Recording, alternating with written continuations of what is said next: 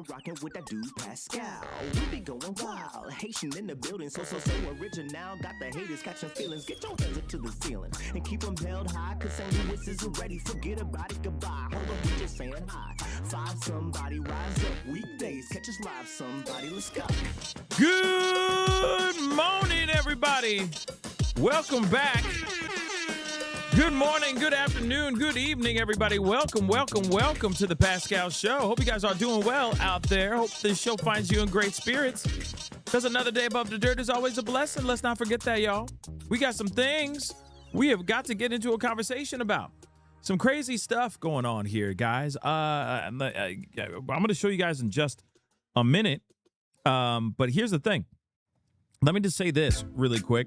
I appreciate all y'all for being at the early this morning with me to watch everything as far as this autopsy for Nolan Wells. Very shocking stuff, guys.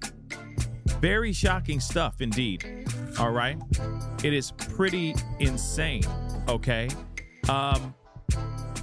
Yeah. Just wild stuff that's going on.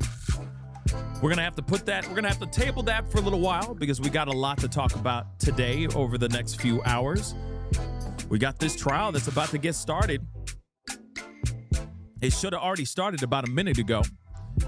So we're here to talk about all that and then some. So please do me a favor. Before we get into everything, please do me a solid. Hit that like button down below. Crush it, do what to do. Hit that reaction button if you're watching on these platforms. If you are watching on these other platforms, like Facebook, X/Twitter, Instagram, TikTok, Rumble, Twitch, Kick. I can't talk right now. It's been a long morning already. I'm on all of them, so make sure you hit that follow button. Go and subscribe to this YouTube channel, please and thank you. Go to my second channel, The Pascal Show Clips. Subscribe over there as well.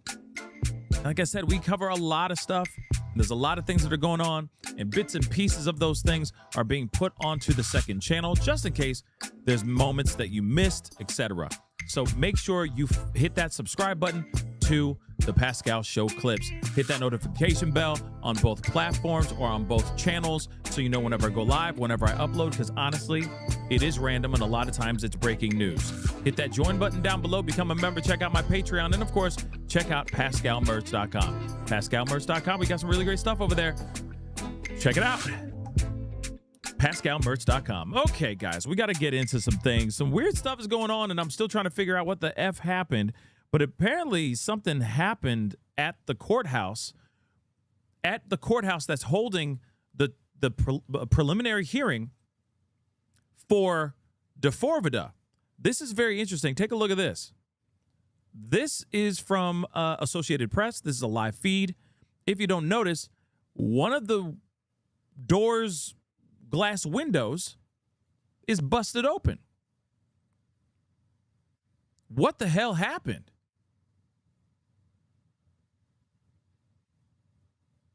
What the hell happened in here? Now, I get it. This is a courthouse where there's a lot of different trials going on.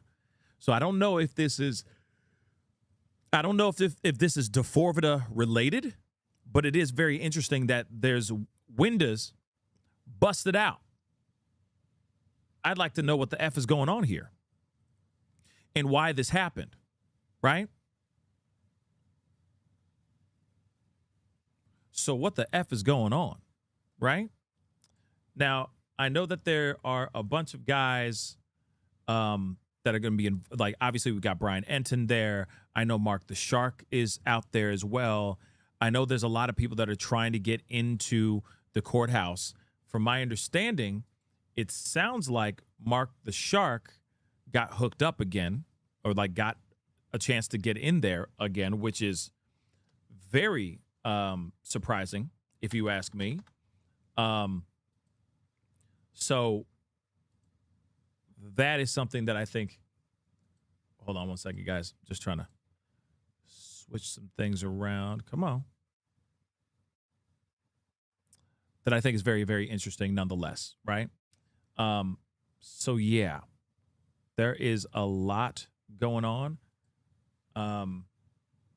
I'm going to check. There's a few things that we need to take a look at, because obviously there was things from earlier today, or earlier from later in the trial or the hearing yesterday that I didn't get a chance to rock with you guys about and talk to you guys about as well. So we're going to go over to Lauren Conlin, because Lauren Conlin had some things. Hold on. She kind of gave a breakdown of everything from the latter half of the trial, okay? Which is very diabolical. Just to be completely honest, extremely diabolical. There's also an interview with Celeste Rivas's family attorney. He just comes straight out of the courthouse, and he has a lot to say about what's going on, what he saw in there as well.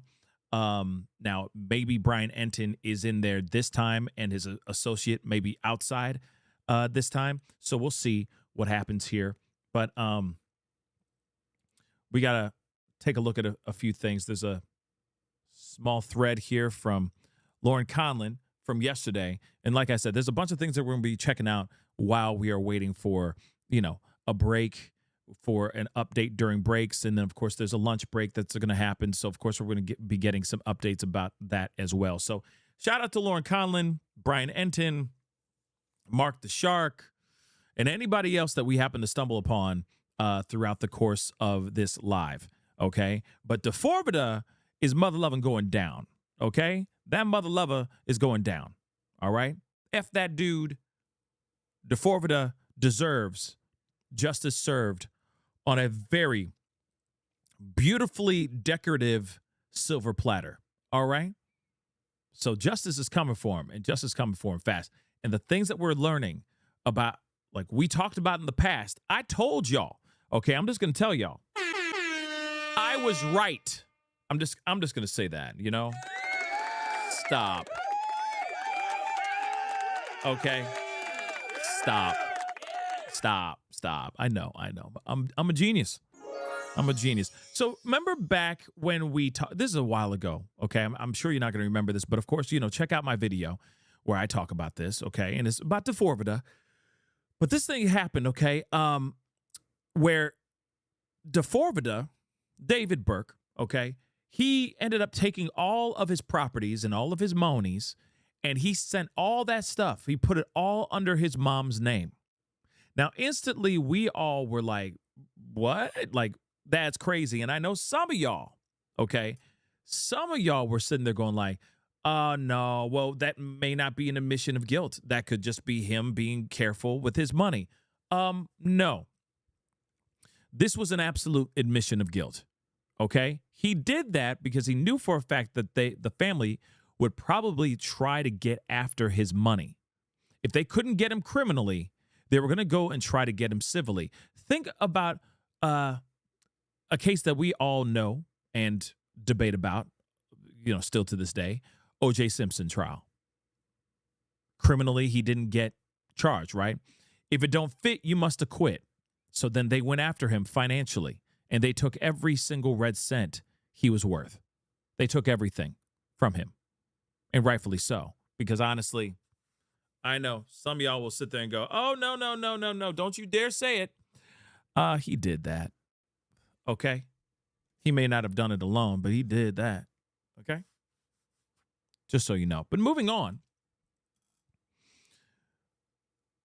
he moved all of his finances under his mother's name because he did not want his money to go anywhere else. He did not want his money taken away from him. Do you realize how messed up and diabolical that is?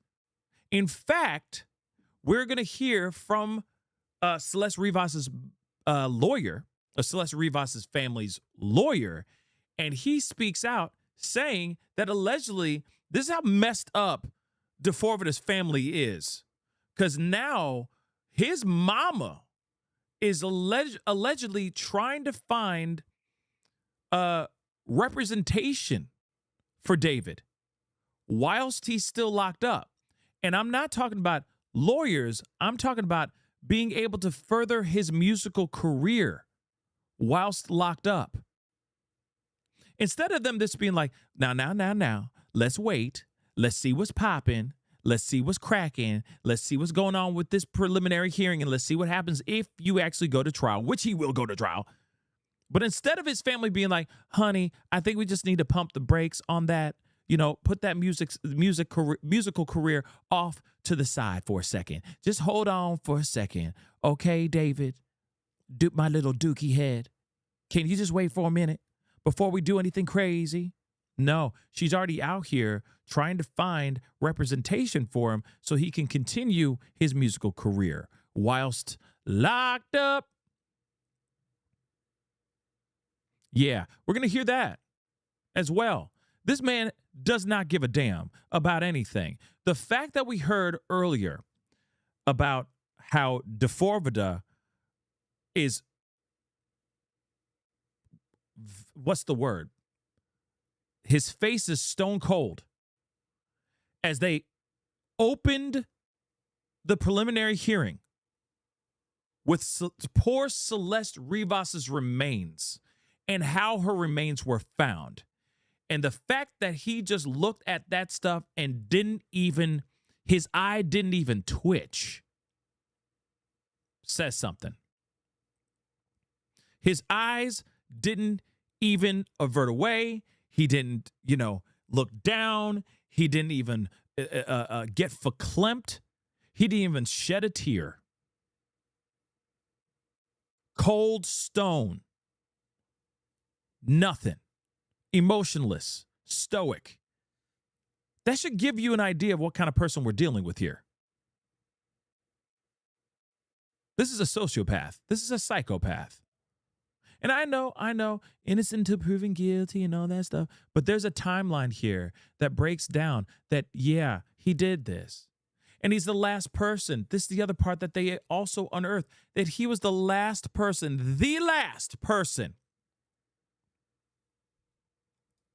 to drive that Tesla. So no, the video that's been out there where everybody's dissecting it and going, well, there's some hair that could be one of his friends, that could be Asia, that could be Neon, that could be Neo, that could be such and such, that could be Jason the Ween, that could be Sakura, that could be so and so and so and so and so and so and so and so. Nope, it is him. At least that's what prosecution is alleging. Now, I don't know about SF Investigates. Maybe he'll sing a different tune, all right? But at the same time, he is not innocent at all. This is an open and shut case. They might as well just throw him behind bars and say him guilty now. It's wild that they're presenting they're showing all the cards up their sleeve. You know what I mean? Here it is, royal flush. What you got? What you got, David? Oh, you ain't got nothing. Oh, damn. That sucks. Because we got a royal flush. You got nothing. Damn. So winner takes all, right? They might as well just shut this down. The man is done. But now we're starting to hear how bad this guy is. And here's the other thing too. The defense is going to do everything they can because from my understanding, they are pushing back. They are. They're like, well, if he used the chainsaw, was there blood on the chainsaw? And they're like, well, we did not detect any blood on the chainsaw. And they're like, the defense rests. And it's kind of like, well, wait a second. Just because he didn't use that chainsaw doesn't mean that he didn't use a chainsaw. Doesn't mean that he isn't the one who was struck down on her limbs trying to dismantle this poor little girl.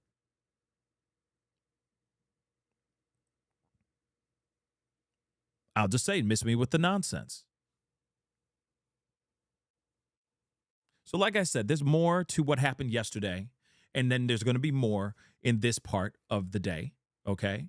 And I'm going to be on with you guys as long as I can be, all right? And then we'll be back to talk and discuss more, either later tonight or first thing in the morning, and we'll just do a recap of what we missed, and then we'll just cover what we need to cover, okay? It's a busy couple days here in my neck of the woods, okay? Trying to get a lot of things done and give you guys the information that you need for following this and Nolan Wells case and all that. So this is pretty insane. All right. All of this is insane. So let's go over to Lauren Conlon. All right. She's been doing fantastic work. Shout out to our good friend, Lauren Conlon. She's dope, man. She's dope, y'all. She does some fantastic work, okay? And if you haven't seen her on, I don't know, Nancy Grace to the News Nation, I mean, she been out her, okay? She been out her for show, all right? But, so, David afternoon or D4VD afternoon thread. I can't help but look over at Celeste's father from time to time. It's so heartbreaking. So, this might be a little like splattered all over the place, guys. I'm sorry as far as the timeline, okay? But we're just going to try to get as much information as we can so we can catch up to where we are today, all right? So on April 16th, 2026, Detective Byers described D4VD's arrest and noted tattoos observed during the booking, including Celeste written in ink on his ring finger. I don't think law enforcement had previously confirmed this. And of course, the tattoo on his right index finger. So he had on his ring finger Celeste tattooed in red ink. That is something that people have been talking about and speculating, but we have not had any confirmation of that. Now they're confirming it. So he most definitely had a red tattoo, not only with the on his right index finger, but he also had a Celeste tattoo, her name tattooed on his ring finger. Crazy. Let us continue. And of course, the tattoo on his right index finger. He was arrested in the Hollywood Hills at 1615 Marymount Avenue, which we already know about. We all seen that, okay? So let's continue on. There's more here, so let's take a look. So based on lead detective Byers' testimony, these are the items investigators say were purchased and delivered to D4VD's home in chronological order. One could speculate that there may have been a change in plans, regarding how the body would be disposed of, allegedly. Interesting. So in other words, he was like, yo, I'm going to use a shovel. And he said, oh, never mind. I'm not going to use a shovel. I need to figure something else out. So April 25th, the initial thing that he did is buy a shovel. He purchased a shovel from Home Depot through Postmates. Byers testified this was one of 3 purchases investigators identified as significant. I think it's extremely significant. I think moments after Celeste lost her life, any purchase, I don't give a damn if he was like, man, I really want a burrito right now. I was hungry. I don't care. It's still suspicious, and I do think it's still significant, right? So, April 24th, he said, I'm going to bury her. I'm going to bury her remains. That's what I'm about to do. And then several days later, May 1st, 2 chainsaws were purchased through Amazon using the account associated to Travion Davis. So not only just, what was the other one? Something Mendez, Vanessa Mendez, Victoria Mendez. I'm forgetting the name, the first name. He used another name, like we've talked about, Travion Davis. A red and black 16-inch chainsaw, a pink and black 6-inch handheld chainsaw. Byers testified both chainsaws were later recovered from D4VD's garage during the September 2025 search. Interesting, right? So what was he doing? Did he want to dismember her with style? That's so interesting that he's like, ooh, let me get the red and black, and let's get that little cute one, the pink and black, the 6-inch handheld chainsaw. It's just so cute. It's gonna look so good with my matching outfit. It's gonna be so dope. Zesty. Zestfully clean. Zesty. But anyway, yes, let's get the pink and black. It's gonna be nice. It's gonna bring out the ensemble. It's gonna put it all together. This guy's terrible. Okay? So Byers, the investigator, testified both chainsaws were recovered from D4VD's place in his garage in the September 2025, search, okay? 2 days later, he buys an inflatable pool, okay, which was purchased on Amazon by Travion Davis and delivered to his actual home. May 4th, okay, a Makita chainsaw was ordered from Home Depot, identified through Uber Postmates records, okay? A Libman mop system, like a bucket and a spin mop, was purchased from Lowe's, identified through Uber and Postmates records, all right? So he was planning on dismembering her, period. He was planning on dismembering her in style. Okay? May fit. Like it's crazy. Like going back to the red and black chainsaw, and then the pink and black little ringy ring. Little chainsaw, just ring ring. It was so cute, right? And it almost seems like he's putting together a shoot for a music video. Doesn't it seem a little bit like that? Oh yeah, that pink and black's gonna look really cute. It's gonna look really fire and unique on camera when we make this music video. You see what I'm saying? Doesn't it seem a little bit weird? Like he's getting props for a music video. He didn't just pick out any old chainsaw, guys. He was picking out ones that had a little flair. Oh, this guy's something else. Zesty.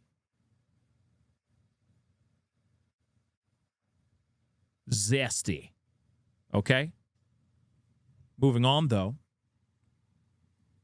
So you purchased another chainsaw. So you bought 3 chainsaws, guys. 3 of them. 3 of them. 1 small and 2 big. 3 of them. Okay? So, on May 5th of 2025, just the very next day, it's almost like, see, it's May 1st, chainsaws. May 3rd, inflatable pool. So 2 days later, inflatable pool. The next day, another chainsaw. The very next day, a cadaver bag, a cadaver body bag labeled City Morgue was purchased through Amazon by Travion Davis and delivered to the address, to his home. So again, he went to Amazon and bought body bags. Who would have thought that you could actually buy body bags on Amazon? If you really think about it, you can buy almost anything on Amazon. So I'm not that surprised. There's plenty of people that buy those kinds of things for movies and short films and props for skits and stuff like that. But man, that's wild that he bought all this stuff on the Amazon. Okay, moving on. The same day he bought heavy duty laundry bag.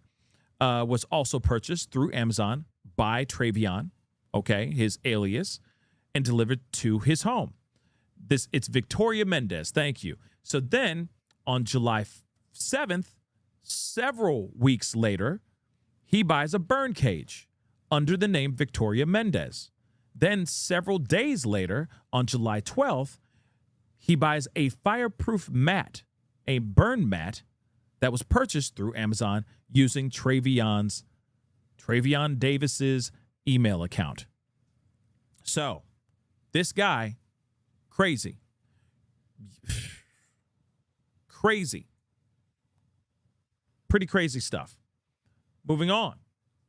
Cross-examination of Detective Byers by Blair Burke. So, during cross-examination, defense attorney Blair Burke zeroed in on how investigators handled certain pieces of evidence, questioning whether some items were properly preserved or thoroughly tested. Burke first focused on the black cadaver bag in which Celeste remains were found, asking why the bag itself wasn't kept as evidence. Byers testified that after consulting with his supervisor and a criminalist, investigators decided the advanced decomp and bodily fluids made it impractical to preserve the entire bag. Yeah, because I hate to say this, but she was so decomposed, she became liquefied. So I guess they're saying, hey, the bag is destroyed. There's nothing we can get from it. Maybe that's what they thought. I don't know. Instead, detectives removed and kept only certain parts of it, including the zipper and handles for forensic testing. Maybe it was so liquefied that it was too far gone, the bag, and there was no way to get DNA off of certain areas. So they just took, like I said, like the handles and the zipper. That would make sense. I could see them taking the zipper and handles and then, discarding the actual bag itself, because she literally, over time, yeah, it's like she melted like ice cream under the summer sun. I hate to say it like that, but that's what basically happened to her, right? So they're like, hey, DNA could be found on the handles because he was carrying the body, and on the zipper. He had to zip it closed, and there's a possibility that, he was using that to zip it up and unzip. You know what I mean? But moving on. So that's what they used. They preserved those for forensic testing. Byers acknowledged the rest of the bag was not fingerprinted, swabbed, or otherwise tested. Burke then questioned Byers about a burn cage found inside Burke's home. Now, from what we understand through SF Investigates, that burn cage was never used, allegedly. So Byers testified he saw the unopened box near a piano on the second floor and that it was photographed during the search. However, he acknowledged the box was neither tested for biological evidence nor collected as evidence during the September 17th, 2025 search. The defense also pressed Byers about 3 chainsaws recovered from Burke's home, 2 in the garage and 1 on the second floor. Byers testified all 3 were tested for blood, and each came back negative. So in other words, he bought these chainsaws and he never used them. So then what did he use to dismantle her? And I only say dismantle because, code words and all that. Not trying to be disrespectful of this young girl's life and what happened to her. But of course, I'm using these code words because, these platforms be wildin', all right? Just keeping it a bean with y'all, all right? So it came back negative. So he bought, see what's wild to me is that this dude went all out of his way to buy 3 different chainsaws, even, one, even like a cute little pink one, little pink and black one. Ooh. And he never used them. Blood was never found. No remnants of any type of blood of any kind, hair, skin, follicles, nothing. Came back negative, nothing. So why? Why did he buy 3 different chainsaws? Was it specifically just for a music video shoot? How did he dismantle her? How did that happen? But let's continue. So they tested it for blood, came back negative. When Burke asked whether investigators conducted DNA testing or compared the saws to the cut marks on the victim's remains, Byers said he did not recall any DNA testing and testified investigators did not pursue additional forensic testing after no blood was found on those tools. Yikes. That's not good. But here's the thing. In my personal opinion, it doesn't put any shadow of reasonable doubt in my head. He still did this, in my personal opinion. All right. But they should have done forensic testing on those mother-loving tools. He may have just gone in there and cleaned them thoroughly. Maybe that's what he did, which is wild. Okay. Not even one tiny bit of anything. No blood, no hair follicles, no skin, no nothing was left on any of the chainsaws. Weird. So defense attorney Blair Burke also challenged investigators' claims that a light blue iPhone, an iPhone 15 Pro Max, recovered from Burke's home belonged to him. During direct examination, Byers had testified the phone belonged to Burke based on information recovered from the device, including selfies and personal items. On cross-examination, however, Burke pointed to a search warrant affidavit related to Celeste Rivas Hernandez's iCloud account and email addresses, including Abigail Blue 977 at iCloud.com, and questioned whether investigators had previously linked the light blue phone to Celeste instead. When Burke asked Byers about the warrant, he initially said he did not recall the specific language he used until he reviewed the document. After reading that document, Byers testified the affidavit referred to the email account belonging to Celeste, not ownership of the phone itself. So in other words, the phone could have been gifted to her, and then her name, she was able to register her information on that particular phone. Remember, he did go buy, David allegedly went and bought a phone for her, paid a dude a whole bunch of money, a friend of Celeste's, a whole bunch of money just so that he could have contact with her at all times. Remember that. So maybe that phone maybe that's the phone that he bought for her and had the friend give it to her. Gave him, $1,000 or something crazy like that, right? Gave him a stack to drop this phone off to Celeste. So this blue phone, okay, this light blue phone that was in Celeste's possession could have been bought by D4VD, all right? The exchange became a little heated, all right, with ADA Beth Silverman objecting that Burke was being argumentative. Burke responded that she believed the people who eventually attribute the phone and its contents to Burke, to D4VD. So let me say that again. She responded that she believed the people who eventually attribute the phone and its contents to D4VD. The judge then instructed counsel to move on, okay? And this is where they say they believe this is where the CSAM was, or this is where Lauren Conlon believes where the CSAM actually is. So again, pretty shocking stuff that we're hearing from Lauren Conlon's afternoon breakdown. Obviously, there's more to this too, which we're gonna keep on, going through some more things. But again, pretty wild stuff, right? We do have this too, and we do have a breakdown from Lauren Conlon herself. She did a video as well. We're going to look at that here in a second. But there is the lawyer representing Celeste Rivas Hernandez's parents. He was in the courtroom too.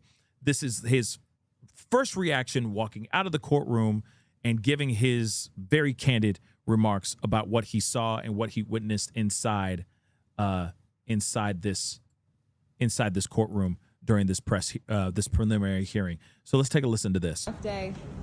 Is there a place to make a statement around here? We would love for you to make a statement somewhere. I don't know if there's a podium. Yeah, can you give it to us first? Yeah. Well, today was an absolutely crushing day in the preliminary hearing. The evidence that was put on by the prosecutor was absolutely damning, showing the images of Celeste's decomposed body in the trunk of the Tesla, and the parents were sitting there, and it was just absolutely horrible.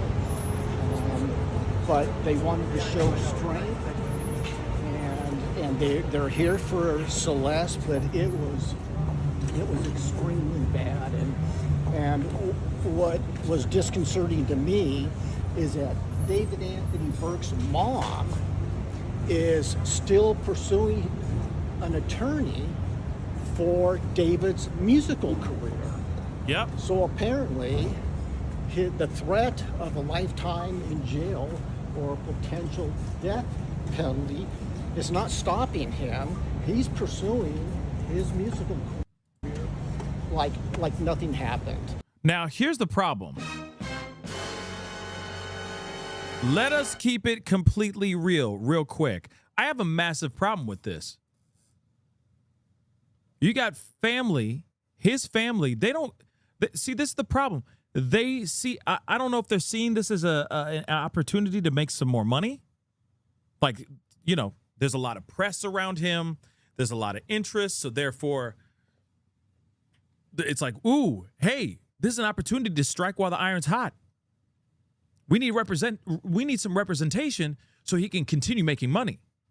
And we also learned, by the way, that he made some crazy money. This dude is rich. Millions and millions of dollars. We're going to hear that here in a little bit too.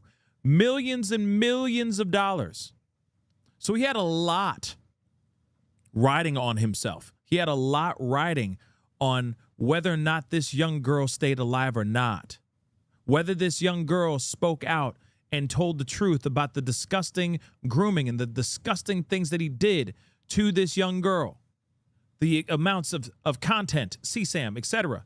This illegal relationship that he was having. This relationship that shouldn't even be called a relationship. Right?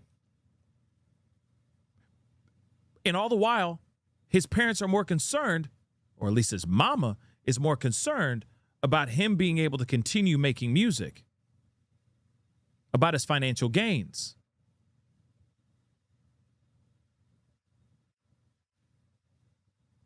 Apple doesn't fall too far from the tree? Maybe? Yeah, HRH. The lack of prioritization is absolutely astounding. Absolutely astounding. Instead of them being like, let's just focus on this trial. Okay, baby? Dookie head. Come here, my little dookie head. All right? D4VD, baby, dookie head. Why don't we focus on this trial? Because you know for a fact you're about to go into trial. And baby, they might put the death penalty on your ass. Let's focus on that. How about that? This is not the time to start making music or trying to promote stuff or trying to find ways to make more money. You've made enough money, baby. Let's just sit back and let's fight. Because, you know, mama obviously thinks that he did no wrong and he did nothing of the sort, that he's innocent, that he's not guilty, right? But instead of her going, hey, baby, dookie head, how about this? How about this? We fight this first, and then we go and make some more money. Crazy. I'm going to replay that for a second for those of y'all who don't know what this lawyer just said. This is just crazy. Is still pursuing an attorney for David's musical career. So apparently, the threat of a lifetime in jail or a potential death penalty is not stopping him. He's pursuing his musical career like nothing happened. And from an attorney, from my perspective, I just thought that was disgusting. And so, if you guys have any questions, Sirs, can you tell us what the feeling was? We saw Celeste mother react. What did they tell you after the fact, after seeing the film? Well, this is the first time that they've heard this evidence in detail, and they're horrified. There was an image of Celeste's torso and her head in the trunk of the car, and the prosecutor had to ask what it was because you could not tell it was a head.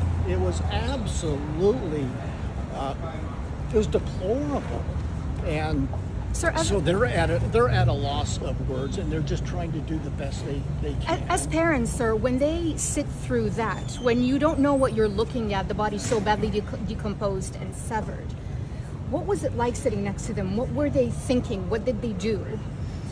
Well, Mercedes just put her head down and started crying, and she couldn't look up, and she was warned by the district attorney. Beth Silverman told her in advance, these images are coming. And I told her that she didn't have to be in the courtroom for this part of the hearing, but she said, I want to be here to show support for Celeste. And she just put her head down and just started crying. What are we expecting from the next few days then? Well, today was more of a preliminary sort of a hearing. Tomorrow we're really going to get into kind of the gruesome details of the alleged murder. More gruesome of than this. Celeste. Do you expect your clients to be here and sit through that tomorrow?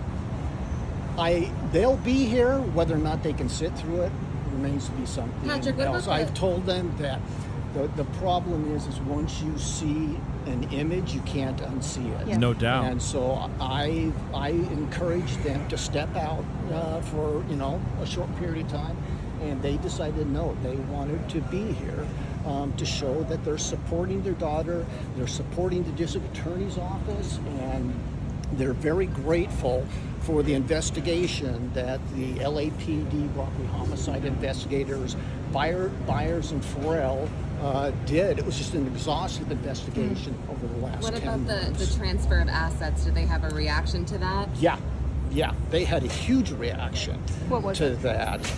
Well, they're disgusted.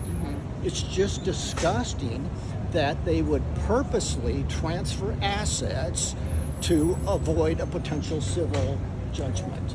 That is absolutely insane, guys. That this guy went out of his way when he knew that they were getting close to him, that they were starting to catch on to the fact that he was up to no good, that he went out of his way to transfer all of his funds over to his mama. Now, from my understanding, from what I've gathered, I understand that his mom was the one who actually dealt with a lot of his finances. She was the one who dealt with all of his money, dealt with all of his finances and all that, everything. But the fact that they were like, yeah, let's move everything over. All the properties that are under your name, all the money that you've made, all that, we're going to move it all over to this account. And we're going to put it under my name, under mama's name. Shows to me that this dude knew that the heat was on his ass. He knew that he was about to get in trouble. And he was like, ain't no way this family is about to sue me civilly if I get found guilty or if I don't get found guilty. No way are they going to take all of my money for what I'm worth. Hell no. And then he did that. To me, that's an admission of guilt. Yes, I know. We can argue about that all day long. Like, that doesn't automatically mean an admission of guilt. He's just trying to protect his ass. But after you go and know all of the information, I mean, her body was found in his car. It's not like her body was found somewhere else, nowhere near him, and then suddenly he was being accused of taking her life. This body was found in his car. It was by his home. There's too much leading to him, connecting him and all that to the situation. So the fact that he went and tried to move, and he didn't try to, he did. He moved his funds over to another person just so he wouldn't get, so he wouldn't lose all of his money. Sorry, after a body being found in your car, yeah, that's an admission of guilt. That's it. Ain't no way of me changing my mind on that. That is an admission of guilt. Period. Getting a lawyer is a different story. That's not an admission of guilt. You transferring monies to and properties and all that to another person, you are basically bracing for impact. That you already know you're about to get hit. If you think you're innocent, you have nothing to do with this, you wouldn't do that. You wouldn't do that at all, son. But you did that ahead of time because you knew that this was inevitable. Moving on. And you can transfer assets for a reasonable cause. You can't transfer assets to avoid a potential civil judgment. And the last witness, he's the one that suggested they transfer the assets in order to avoid a civil judgment. And that's exactly what they did. And the amount of money that we heard about millions was just unbelievable. 11 million or something like that? Crazy. I grossly underestimated David Anthony Burke's net worth. He has millions and millions of dollars. And so it's something that we're going to look at.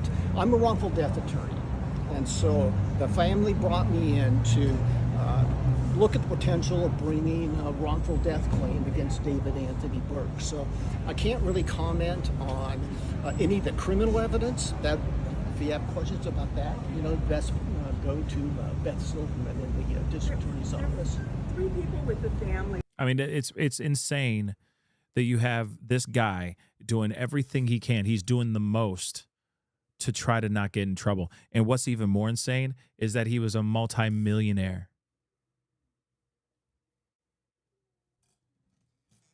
Yeah. Now I'm convinced. I'm convinced. I can have a singing career now. It's official. If he can, I'm gonna be like Bill Gates money. Okay? If off a music career can make millions and millions of dollars, okay, then we all, if you can just go me, man, you can make money.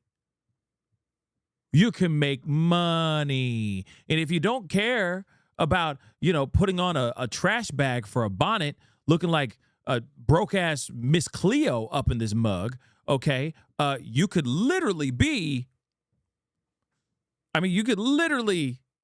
millionaire. Who would have thought that a guy who can't sing worth a damn, can't even sing himself out of a paper bag, is a multi-millionaire? Anything's possible now. Okay? Yo, Magic is still live, by the way. Okay? Magic is still live. So you could do anything if Magic made it. And Magic still made it. He's still alive. Okay? He's still alive. Okay? That mother lover's still alive. Why does that do? Why is the bonnet thing for D4VD make me think of Pee Wee's Playhouse, the Mecca Lecca High Mecca Hiney Ho? You know what I'm saying? No one sees that. What was the name? The genie or whatever the guy was in the Mecca Lecca High Mecca Hiney. He was headless and everything. He didn't have a body. I meant, you know what I mean? He's just a floating head in the box. What was his name? Does anybody remember? Mecca Lecca High Mecca Hiney Ho. What was his name?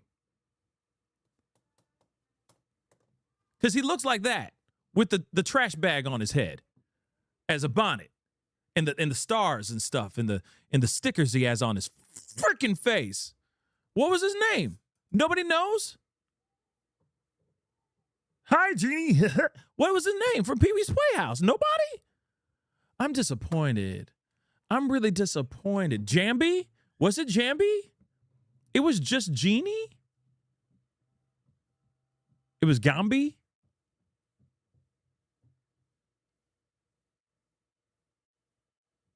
I'm going to have to look it up. But you know what I'm talking about, okay? Okay, Pee-wee, just say Mecca Lecca High, Mecca Hiney Ho. You know what I mean? He does look like that, but like, covered in chocolate. You know what I'm saying? Yeah, he does look like a fortune teller. Like I said, it just doesn't make any sense. He made millions of dollars, guys. Millions. 11 million plus doll hairs. Do you understand? Jambi, the whatever. The floating head. I don't remember. Mecca Lecca High, Mecca Hiney Ho. He's like the black version of the fortune teller. Yeah, Jambi. All right, I'm done. Let's move on. But that's crazy that this man can make that much money just going, I don't care. That's him. He's a millionaire.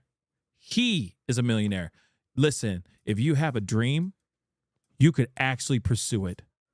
It doesn't matter if you're even good at it, because now you got D4VD as proof that you can make millions of dollars and be a talentless little, you know what I'm saying? So that's just my little motivating words of advice for you guys out there. My heart to yours. Anything's possible. If a talentless dookie face like D4VD can make millions, several millions, multi-millions of dollars, you can too. Just go after it. Doesn't matter if you're good or not. Just make sure you're wearing a bonnet that looks like a trash bag on your head. That's all you need to do. And put a sticker on your forehead. You should be good to go. Hey, man, everybody got a dream. Everybody. Let's continue. It was a third person Celeste's sister. No, it was an interpreter and the victim's witness advocate from the district attorney's office. So it was the parents mainly representing, the family today? Or were there other family? I represent the family. Excuse me, were there other family members? Sorry, that was the wrong part. No. The brother is, he's in the military, and he's deployed. And the sister, it's just, everyone wants to be here, and they want to participate, but it's just so painful to sit through, and she just couldn't do it. Do you think that they'll speak to us at any point? Do you think that they'll speak about Celeste and what? I don't think so. I don't think so. They're an extremely private family, and they've just, it's a parent's worst nightmare, the absolute worst nightmare that you could think of. And they're not comfortable with anything. And so again, obviously this is all very wild. Families in there. They're probably back in there. I don't know. We're going to find out some reports from some reporting here very, very soon when they go into a break at some point. I'm sure we're going to be hearing a lot, right? From family, from law enforcement, from lawyers and all that as well. All of this is very, very frustrating, very shocking, very disheartening, and still I still can't believe it's real. Let me just say that. I just really can't believe that this actually is happening, and this has happened to this young girl, and this was happening for a long time as well. It actually is happening in real time. It really happened. And I do think that there were people that knew that she was not of age, and they didn't do anything about it. I don't care. I don't care. I don't care what like Asia Collins says, where she's like, well, I confronted him about it, and what he said was that it was a lie, and then he showed me proof, and that was it. Like, come on now. Come on now. That's it. So you just see a fake ID and that's good enough for you? Yet other people are telling you, the other outside peanut galleries telling you that she's not of age?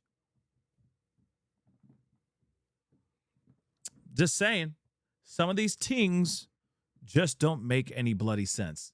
But, we're here, I guess, for it. Hold on one second. Let me make sure because I want to pull up her updates. So we're going to get into this too. Now, this is Lauren Conlon again.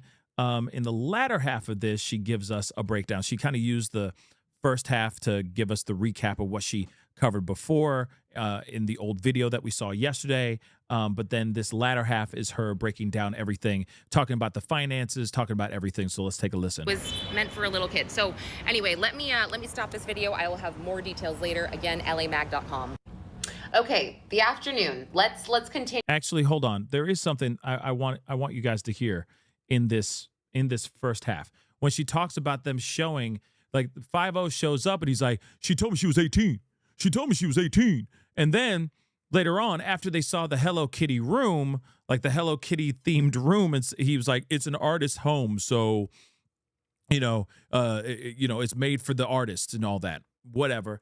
He apparently showed a photo of Celeste, and it was like a 6th grade photo, a yearbook photo from her 6th grade. And no one sat there and said, yeah, she look young, man. She don't look that age, bruh. Like you know what I'm saying? So I just want you guys to hear what she says here, and then we're going to continue on. So, there was also purchases made under another alias besides Victoria Mendez, Travion Davis, I believe it was. Yeah, also the red Tesla in the garage, they were showing us photos when they were discussing the search warrant. They said that was registered to Robert Morgenroth, and they Robert Morgenroth, let's not forget his name. I feel like he's going to be coming back again here in a little bit. Not in today's recap, but maybe later on today or at some point during this preliminary hearing. I'm telling you right now, this man, because you know for a fact he knew something too. This was his assistant / manager, personal assistant / manager. And you're telling me he didn't know anything? He really didn't know anything. I beg to differ. Let's continue, though. identified him as David's manager and, quote, personal assistant. I found that to be interesting. So how they also identified Celeste, Jesus Rivas called LAPD Communications on September 10th after he saw lots of media coverage on the 8th, and he said, look, I think this might be my daughter. And basically, he used his son as an interpreter, or Celeste's brother, and he was able to provide LAPD or the medical examiner's office with her dentist's office so they could, identify the dental records, and it was her. And also, he did say that per Jesus Rivas Hernandez, Jesus Rivas, that she had 2 different phone numbers, and he gave them to police. And then they also found out that she had a 3rd phone number that no one knew. And when the detective said her name, he said, did he say his daughter's name? He said, yes, it was Celeste Abigail Rivas Hernandez. That was very sad. It was a very sad moment to hear her full name. But just going back really quick, because I'm trying to get this under 10 minutes, the first witness that we heard from was Detective Joshua Byers. No, I'm sorry, that's what I just talked about. It was Deputy Juan Gonzalez from the Sheriff's Department in LA, who was told to go to David's house based on the investigation that the Riverside Sheriff's Department was doing when Celeste went missing. So we saw body cam from that, where basically, he talked to David, and David kind of said, yeah, she told me she was 18, but then I heard she was 13. We see the photo of her, by the way, that yearbook photo, and man, apparently she's in 6th grade there. She looks younger, you guys. She looks much younger. She had this Batman zip-up sweatshirt on that was just, again, it was meant for a little kid. So anyway, let me stop this video. I will have more details later. Again, lamag.com. Okay, the afternoon. Like I said, it's just crazy that she's like, you can see from the photo itself that this little girl was a little girl. That this is not somebody who looked like she could pass as 18, didn't look like she could pass as even a 21-year-old, okay? That she looked young, period. Here's the other thing. Yes, there were multiple phones. There were multiple phones that were used. That's why they're saying that it seems as if there's like one phone that's filled with like disturbing content, unruly content, and then he had, other phones that he had, like one that she had that she could use and that she was using all the time, and then he had his own and all that. I mean, he was financially fronting and financially funding her for a minute, okay? Financially funding her for a minute. He's a multimillionaire. So he clearly could have done this without any problem, spending the money, whatever money he wanted, because that's how much money he made. That's how successful he is. He was making crazy, stupid money, guys. It's crazy, stupid money. All right. So I could see him being like, okay, here's a phone. Here's another phone. Him just paying for multiple accounts. He obviously has money that he can make. He can go and buy fake IDs, maybe even get fake passports made, okay, and a multitude of them, just in case one's not good enough. This guy had money. Okay, this is not somebody who's, making money, his salary was in the high, high 5 figures a year. His was in the high 6 figures a year. He was making money, if not low 7 figures a year. So he's making crazy money. So Pretty insane. Remember, he also owned another property that other people were living at. And the name of the street was the same name. So, you know what I mean? And it was down a little ways. But he owned that house. Like I said, he was making ridiculous money. And he's single. Well, you know what I mean. It's not like he's married with kids. You see what I'm saying? He's single. So all that money, and I'm sure the money that was being, like, whoever's paying for the house that he was staying in, the mansion he was living in the Hollywood Hills, I don't know if he was fronting the money or other people were fronting the money for him. But at the same time, I mean, shoot, if you don't have that many financial ties financially, I mean, you could stack up on some serious bread. It's just insane. Let's continue.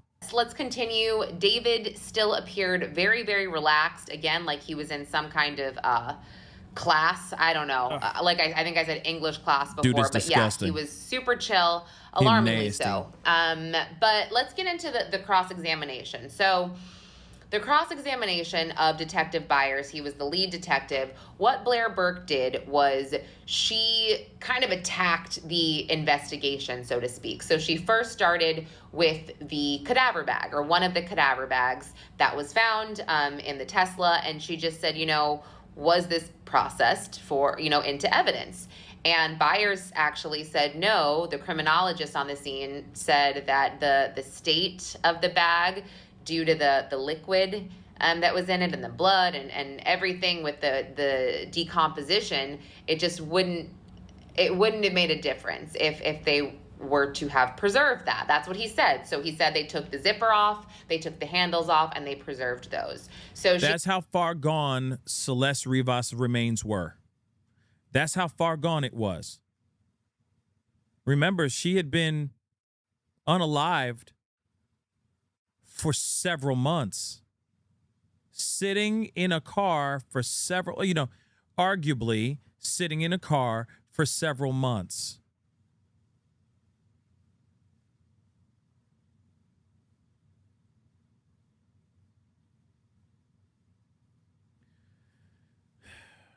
It's just, it's like just thinking about that. You know what I mean? Her body was so far gone that even the bag itself that it was inside of, they're like, there's no point. Her body decomposed so terribly in the actual bag that it was in that they're like, we can't even use the contents of the actual bag itself. We're just going to have to use the zipper and the handles of the actual bag. That's it. That's just... if he doesn't get DP for this, I will be shocked.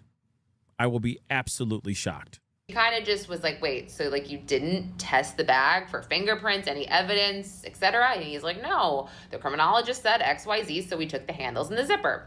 So then she moved on to the home. So when the home was searched, this was a day after they identified Celeste being the young teen in the trunk. They got a search warrant for his home, and that's when we know a lot about what he ordered. And again, I actually put this in chronological order, what he ordered after she died, on Twitter. You can go ahead and see that, Conlon_Lauren. And again, I'm just sort of sidetracking, speculating. It does seem like based on what he ordered, he was kind of changing his mind, allegedly, on how to dispose of her body. Because at first it's like a shovel that's ordered. Then it's the chainsaws. And then you get down to like fire or basically fireproof mats, and then the burn cage. So going. Okay, so hold on. I want to pull something up because I know a lot of people have their theories. Of course, I have mine too. And I do want to pull up the timeline one more time so you guys can see this for yourselves. One last time. April 24th, after she had lost her life, he bought a shovel. Then, a week later, basically, give or take a day or two, on May 1st, is when he bought 2 chainsaws under the name Travion Davis. Now, here's my theory. I've already said this a bunch. Don't worry, coming back to Lauren Conlon in her video, but this is my theory, and I could be wrong. But my theory is this, damn it. I think he tried to bury her. That's what I think. That's what I truly think. Think about it in the mind of D4VD for a second here. Let's just go into the disturbing mind. Whoops, I didn't mean to hit that, but let's just go into the disturbing mind of D4VD for a hot minute. And remember, he's a dumbass. Let's not forget that too. Dookie face, Dookie head is a dumbass. D4VD, the dumbass. Okay? Just reminding you guys that. Okay? So, in the mind of D4VD, he brings her in. He attacks her quickly because he's an idiot. He's a piece of trash. And he's thinking quick, fast, and in a hurry. He instantly thinks, damn, because obviously it's a moment of passion. It's a crime of passion. He goes, damn. After he's taken her life and as she's slowly fading away, he goes, oh my God, oh my God, oh my God, what am I going to do now? Because he did the thing, but he didn't thoroughly think this out. So then he goes to Home Depot, buys the shovel, right? Says, I'm going to do this. I'm going to bury her. God knows where he's going to bury her, but he ends up maybe, because remember, he took a drive up to Santa Barbara, right? And got rid of all of her stuff. In the meantime, I'm thinking he drug her out somewhere in a wooded area, in that area of Santa Barbara, and he tried to strike ground with that shovel, only for it to be too hard for him to shovel because he's weak, and he's a weak man. Have you seen his hands?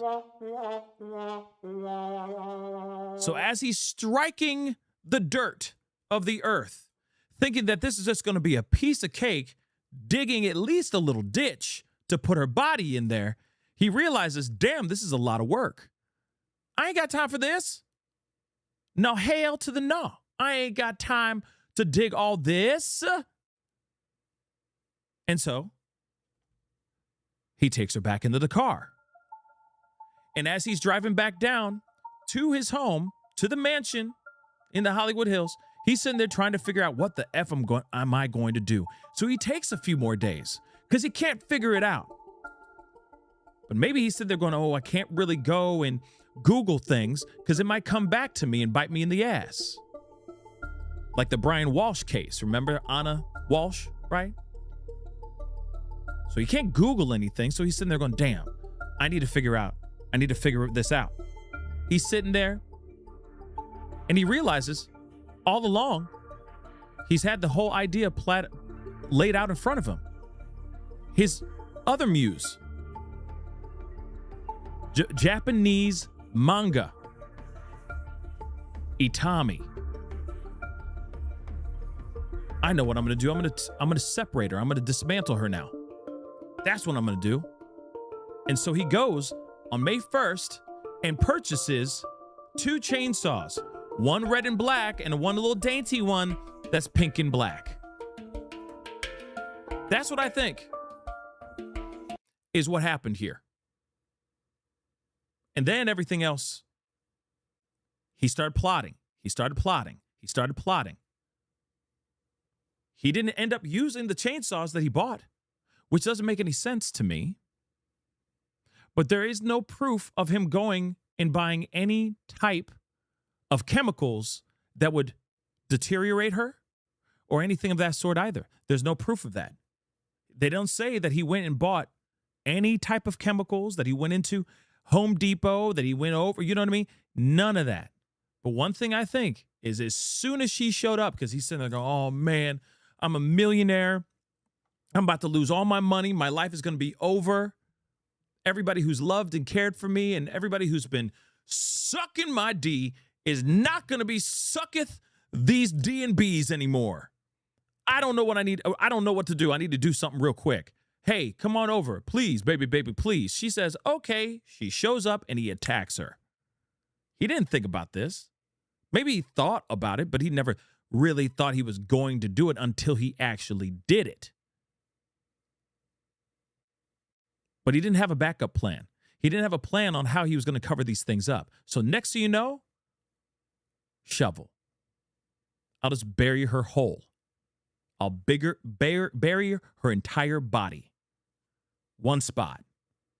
Cool. And he tried to do that. But then it didn't work out because he's weak. Physically, I mean. Digging a hole is hard, especially if you're digging a hole for a human body. It's tough. I'm not trying to be funny. I'm being dead ass. I'm really not trying to be funny here. It sounds funny because we're talking about D4VD. He weak. He dookie face. He's nothing. But I really think he bought the shovel and he tried to do the digging. And it was too much work for him. It was going to take up too much time because he was going to have to take too many breaks in between each dig. Every time he put that shovel into the ground, into the cold ground, he would have to take a break. And God forbid, calluses on these hands, God forbid. So he had to figure something else out. And then he went. A couple days later, after ruminating, thinking about this whole thing, he's like, holy crap, the whole thing has been right in front of me this entire mother-loving time. Itami. I'll just buy some chainsaws and call it a day. Get an inflatable pool. But I can't buy it all at once because that'll be too incriminating. So I'll spread it out over time. Today I'll buy chainsaws. The next day I'll buy an inflatable pool. Or 2 days later I'll buy an inflatable pool. So there's a little bit of a distance between the time of the purchase of the chainsaws and the inflatable pool. But then the next day, I don't know, maybe I need a bigger chainsaw. Maybe I need a stronger chainsaw, not the ones that are like these designer chainsaws that I bought. So let me get this Makita chainsaw real quick over at Home Depot. But I'm going to spread it out. Not everything's going to be bought on Amazon right off the bat. You see what I'm saying? Now, that's just my theory. I could be absolutely wrong. I could be absolutely knucking futs, okay, out my damn mind here. But at the same time, something about this, okay, tells me that he initially thought he was going to take her life and bury her as is. And then he realized or went out there and tried to do something.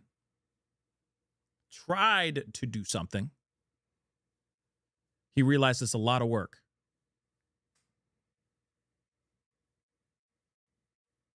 And he ain't about that life. Manual labor? Are you out your mind? He needs something that's quick, fast, and in a hurry. Shoveling out in the woods, eventually somebody's going to catch you shoveling.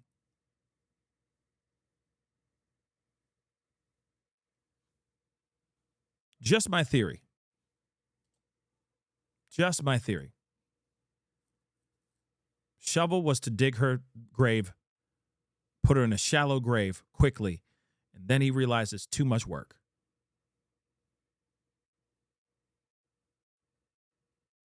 Crazy.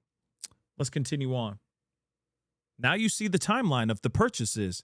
So he had time to think. He had a whole 7 days to think about things, guys. 7 whole days. He bought the shovel. He tried it. I think he went and tried that. And he said, nah, that ain't going to work. No, I need something faster and easier. And so he waited a whole week to figure that whole thing out. And as he's sitting there thinking about it, you know, drinking, smoking, doing whatever he's doing, making music, I don't care. You know what I mean? As he's doing all that crap, playing video games and live streaming, he goes, Yeah, I need to buy some chainsaws. That's what I need to do. That's what I'm about to do. And that's exactly what he did.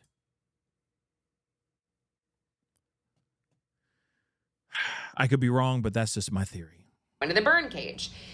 She says, so you saw a burn cage in the home? And he said, yes, it was an unopened box and it was behind the piano on the second floor. And she asked, if it was photographed, whatever. And he says, yes. And she's like, but you didn't take it into evidence. And he's like, no, we didn't. She's like, okay, cool. So yeah, I guess they didn't deem the burn cage, relevant, but they took photos, but they didn't take it into evidence. Okay, so you also heard me talk about this light blue iPhone that they found in the home in the first video. And buyers had said, this phone, I believe it was David Burke's because, when we opened it, we saw some credit cards, we saw some, a license, selfies, we thought it was his. So Blair Burke starts to say, well, I'm going to show you this search warrant that you got for this phone to extract the data. You have an email associated with it, and it's Abigail Blue something something, at iCloud.com, which indicates it's Celeste because her name is Celeste Abigail. And he's like, I don't know what you're talking about. She shows him this affidavit, and he kind of says, yeah, the email, we believe, belongs to Celeste, but we never said, it has anything to do with this phone. And let me read to you exactly. So in other words, she could have used her iCloud account to set up that phone for him so that he could do whatever he wanted with that phone, so that it's not instantly connected to D4VD. That's possible too. That everything that he would do on that phone, whether it is just regular stuff or illegal activity, that stuff wouldn't come back to bite him in the ass. You see what I'm saying? Like, it would go up to her iCloud account, not his.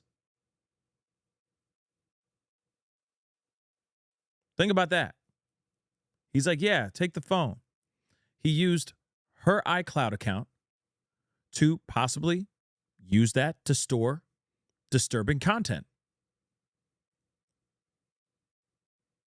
Maybe because he didn't want his stuff getting hacked. I don't know. And God forbid, imagine hacking D4VD's account and he had that kind of content in his iCloud account. Hamburger indeed. Hamburger. Right? So maybe it was a way of, like, having that account be like his secret stash. So he can have that incriminating illegal content in his possession at all times without it actually being connected to his name. Think about that.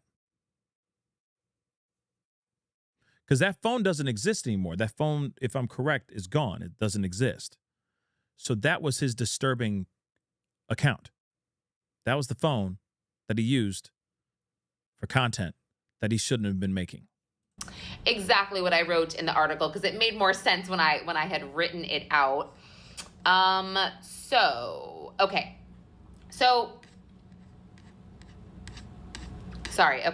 Defense attorney Blair Burke also challenged investigators' claim that the light blue phone recovered from Burke's home belonged to him. During direct examination, buyers testified that the phone belonged to Burke based on this. On cross, Burke, meaning Blair Burke, pointed to a search warrant affidavit related to Celeste's iCloud and her email address, Abigail Blue, and questioned whether investigators had previously linked that phone to Celeste instead. When Blair Burke asked buyers about the warrant, he initially said, I don't recall that specific language. Then he read the document and he said, yeah, this affidavit is referring to the email belonging to the Celeste, but not the ownership of the phone. And there was some heated exchanges between the two of them until Beth Silverman objected. And basically Blair Burke kind of said to the judge, she's like, we just think the people are eventually going to really hone in, attribute this phone to David and all of the contents on it. Now, the thing is that it sounds like to me that he had a burner phone, but he used Celeste's iCloud account as the front. so that if ever there was content on that phone that was incriminating, would not come back to him. It would go to her because her address, her email address, her iCloud account was connected to the whole thing, not his. You see what I'm saying? It makes sense to me. The only thing is that prosecution would have to, that's the job for the prosecution, which is to explain that to the jury in the future. That's it. My spidey senses went off, kind of like, oh, and they didn't say this, I'm speculating, that could be where the CSAM material is, you know, on the phone. That's my theory.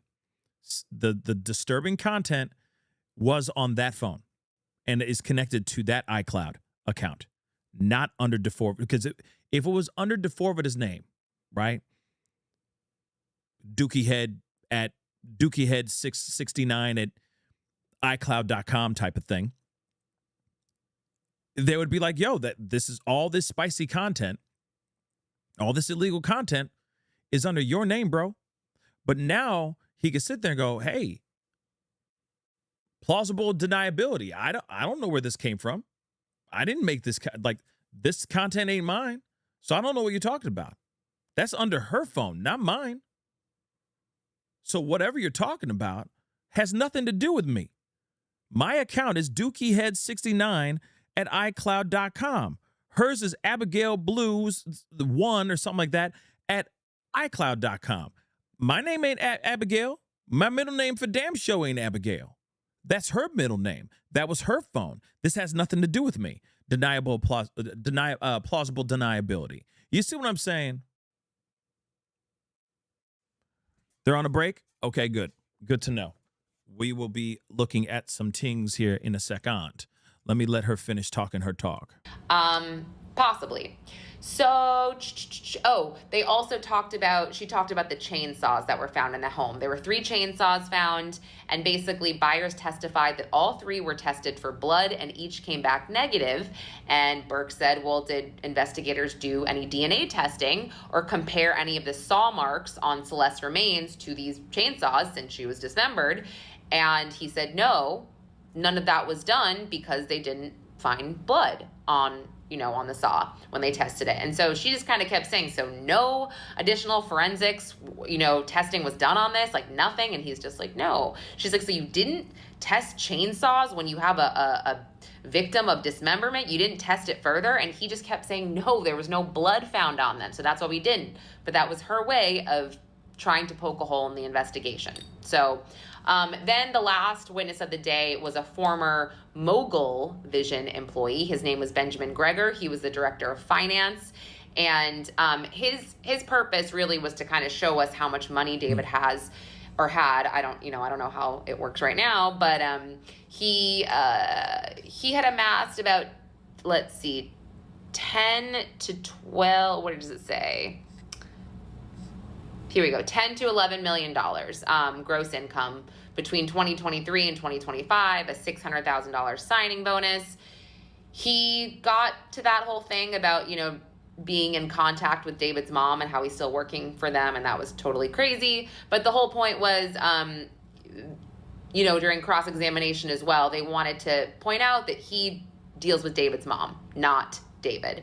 And I don't know if I mentioned this before, but Crazy. It got a little heated with Beth Silverman when she was talking about Benjamin Gregor communicating with Josh Marshall and Robert Morgenroth, part of Mogul Vision, and David's mom after Celeste's body was found in the trunk, through encrypted apps like Signal and WhatsApp. And he kept saying, well, it wasn't up to me. It was their suggestion. And also, we went back and forth. It wasn't all the time.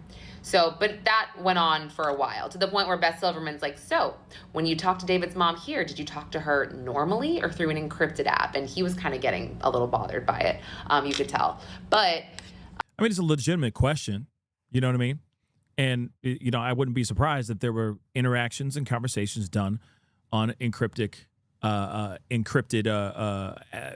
apps and stuff like that, for sure. They also talked about how Gregor was trying to move money around from David's homes to pay the bond. and there obviously there was no bond here, but or maybe there was. I don't recall if it was like $3 million, but yeah, it really, I don't think it I can't remember now, so just forgive me, but that was actually discussed, and I feel like this was discussed much earlier as well, and this is my guess from when he was arrested, because they also discussed, reportedly, Gregor gave Colleen Burke the name of someone that could move the homes, the titles, into her name. And Beth Silverman said, oh, is it true that you did this? So basically Celeste's family wouldn't have access to this money if they filed a wrongful death civil suit. And he said no, but I think it was implicated that, yeah, that's why he did it. Marilyn Bednarski started the cross-examination of Gregor at the end of the day. She really spent a long time laying this foundation of David just being a gamer before he became a musician, and just that the day-to-day of the finances and everything else really was handled by Colleen and not David. So Gregor didn't have any real communication with David when it came to his money. So anyway. I mean, it's interesting, The financial part of it, to me, sounds like he was getting ready to avoid, he was trying to find ways to avoid any financial responsibility of surrounding the death of this young girl, of Celeste. That's how I see it. That's just how I freaking see it. Let us get into it. Some breaking news, guys. And of course, we're still waiting for other people to break down some stuff. But here it is. Lauren Conlon came out with some heat. Okay, she got some stuff here. So, breaking news from during the break, okay, of this whole situation. All right, during the break, okay, via LA Magazine, video coming at lunch, and watch for Taylor Paris coverage as well. So we'll take a look at her stuff here in a little bit as well. So defense continued cross-examining former Mogul Vision finance director Benjamin Gregor, who testified nearly all of D4VD's finances were handled by his mother, Colleen Burke. That's a big deal. Gregor said D4VD never asked him how much money he was making or expected to make. The defense appeared to be arguing that Burke had little involvement in his own finances. So they're basically saying that he had no idea how much money he was making. Only his mama was in charge of his finances, which is very interesting. Okay? I mean, in a way, he's 21 years old now. You know what I mean? He's young. I mean, I could see him going, and looking at his mom being like, hey, I need you to help me with this, that, and the third. But the fact that he didn't know how much he was making, bruh, come on now. I would want to know. You see what I'm saying? But anyway, defense wanted to keep mentioning D4VD's charity trust or giving to charity, which was objected and sustained as this is a probable cause hearing. So, name to watch for. Gregor identified Sheldon. I'm unsure of his last name, but possibly Jaculus or Jaculas, I don't know, as his live-in security guard. Interesting. Testifying Sheldon lived at D4VD's home for about 6 months. Gregor said he never discussed what happened inside the home with him. Who the F is Sheldon now? Who is Sheldon? And no, we're not talking about Sheldon from Third Rock or from what's that show? Something Theory. What's that show? I forgot the name. Anyway, not Third Rock from the Sun. What's the one? Bunch of nerds living together. It's like Friends, but nerdy. Anybody remember that show? Anyway.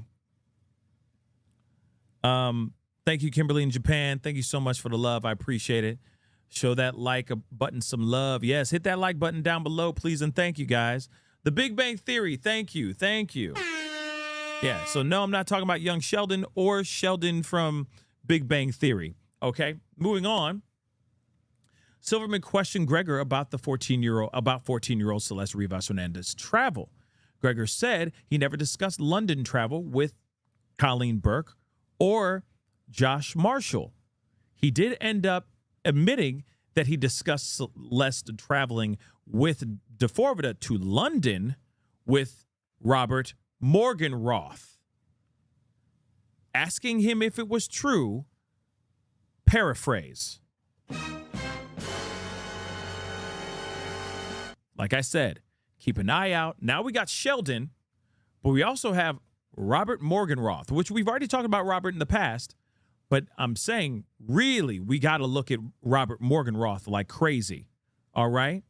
So Gregor testified he later learned the airline tickets for Burke, D4VD, and Celeste's trip to London appeared to have been purchased through one of D4VD's personal accounts, not a Mogul Vision managed account.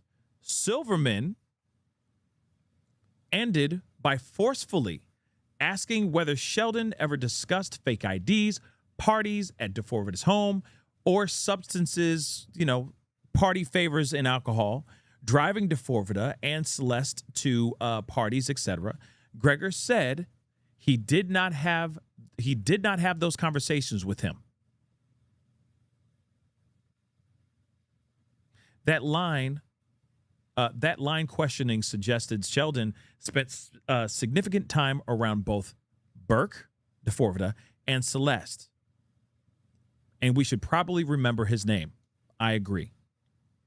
So the judge was frustrated a few times with both the prosecution and defense, particularly the defense, over lines of questioning she said went beyond the limited scope of a preliminary hearing, or over repeated objections regarding the characterization of evidence.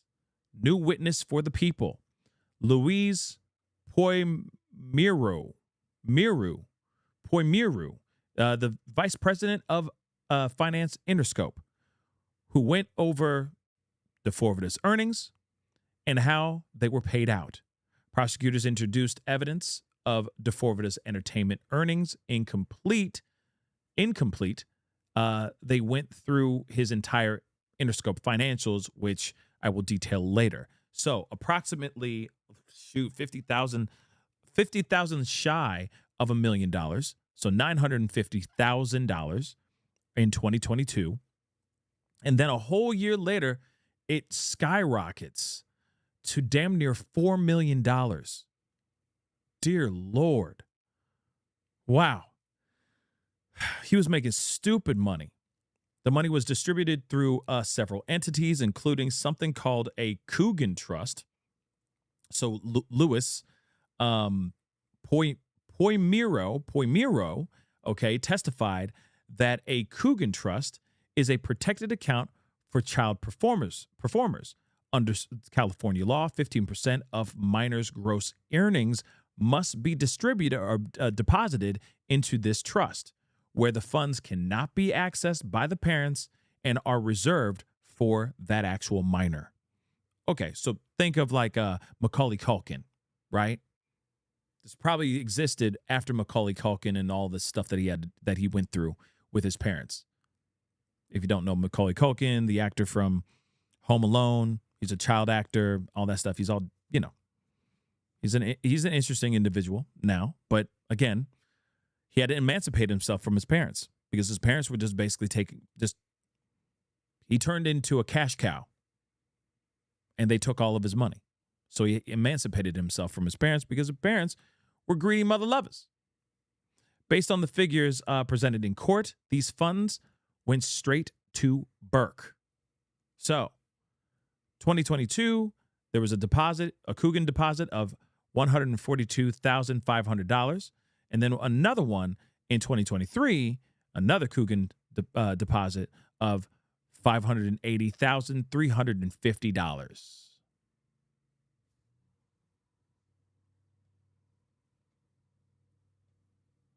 So yeah, he was making money, guys. He was making money. And that's the thing. David wasn't a child. He's not a child now.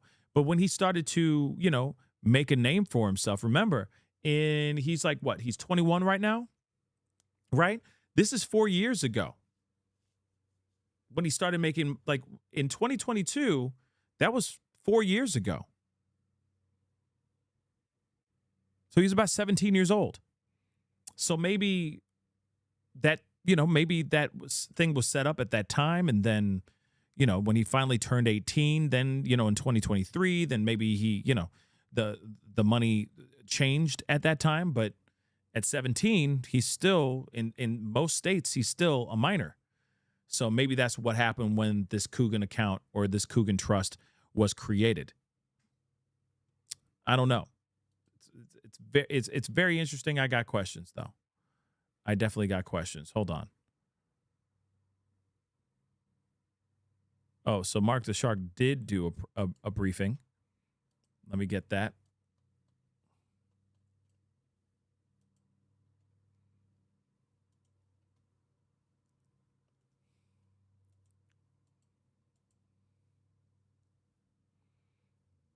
There's no sound.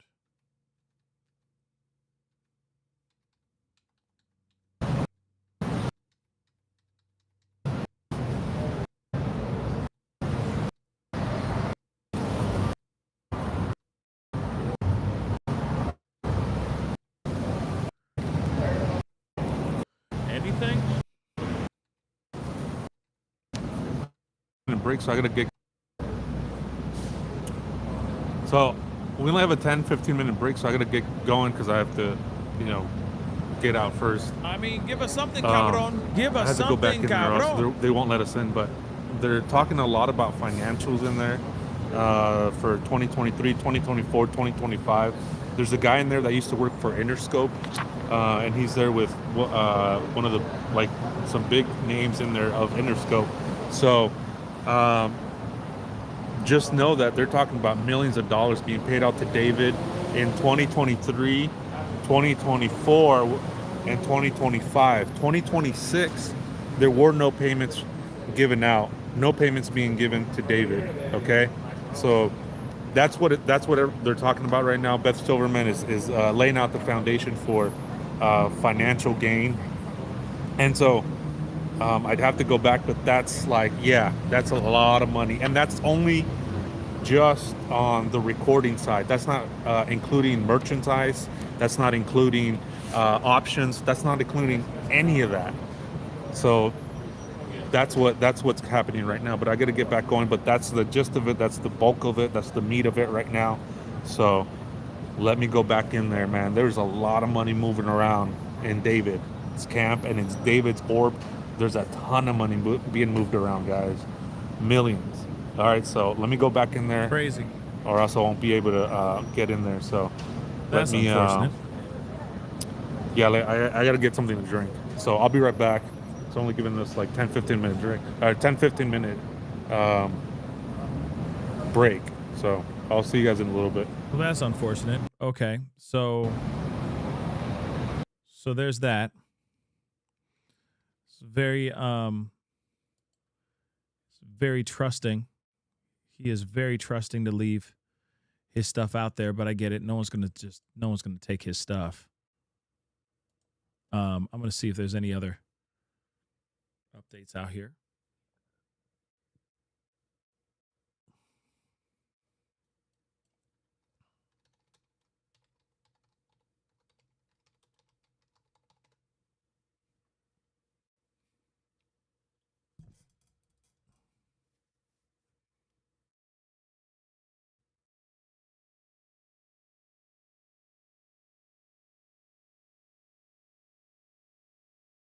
Just seeing if there's any updates from outside the courthouse. There's a few things. Here we go. Very little emotion. Take a listen. They're not doing After seeing news reports about that unidentified body found inside. Now, prosecutors also presented what they call a detailed paper trail, phone data, text messages referencing sex, pregnancy, abortion, and Plan B, plus purchase records showing chainsaws, heavy-duty laundry bags.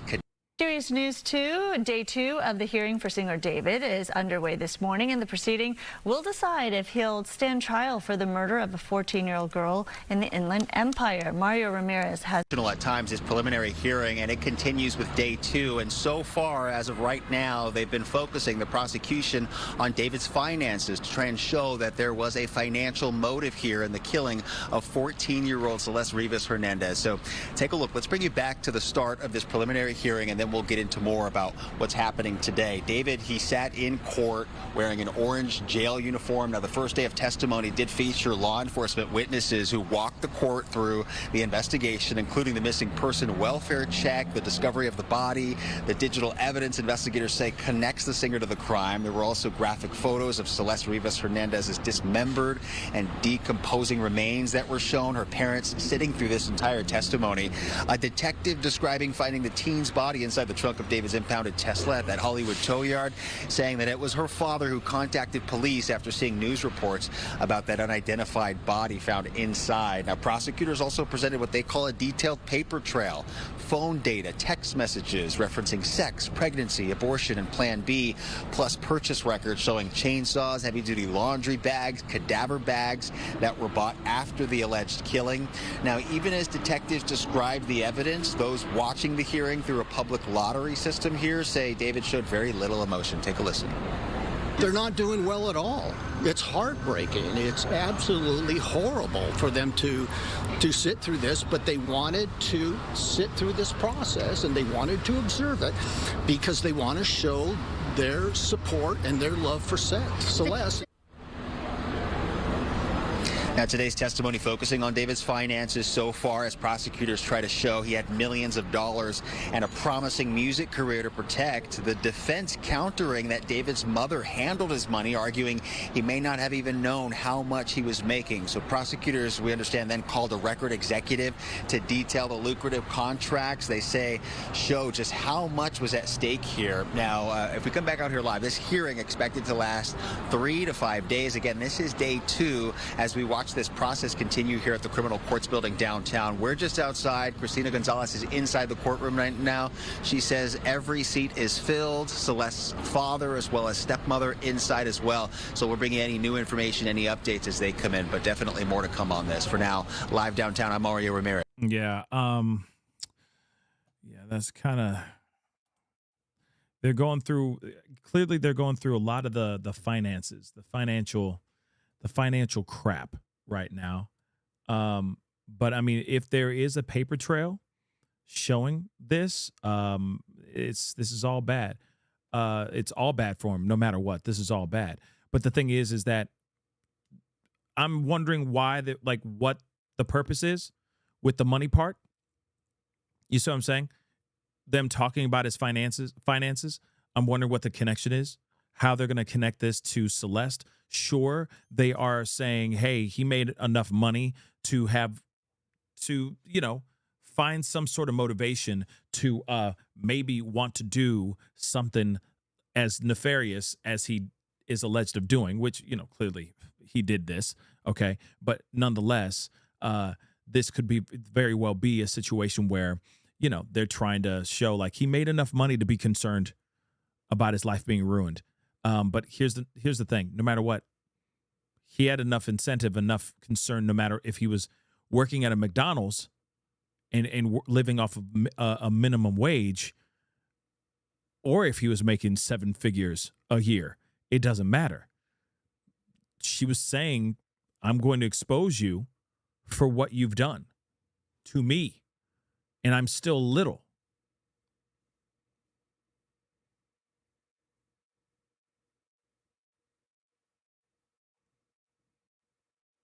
I was just saying. It was an interesting Freudian slip. I heard that too. It was interesting. But things happen, I guess. See, the part of the motive, Cindy, they said it was part of the motive. The motive is the financial gain. That's what they're showing. They're showing that he made enough money to be concerned, enough money to feel motivated to take her life because of fear of it coming back to, destroy him. And he wouldn't be able to make the same money like he was making before. That his life would be ruined. I haven't seen anything as far as like, him paying people off to stay quiet. The only thing we've seen so far, or heard so far, is him paying a kid to send a phone to Celeste after she went back home for like the last time to get a burner, because he's like, hey, I want to talk to her. I want to reach out to her, but blah, blah, blah. And so that's what he ended up doing, right?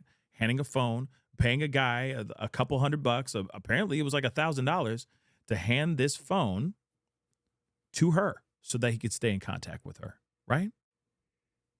So, yes. And Messi, yes, that's the other thing too. Thank you. You're right. SF Investigates did talk about how she was living in a completely different place, in a completely different house. And apparently there was like other people living in that house too. If I'm correct, there were other people living in that house as well. And he apparently was financially fronting, paying for that place for her to stay.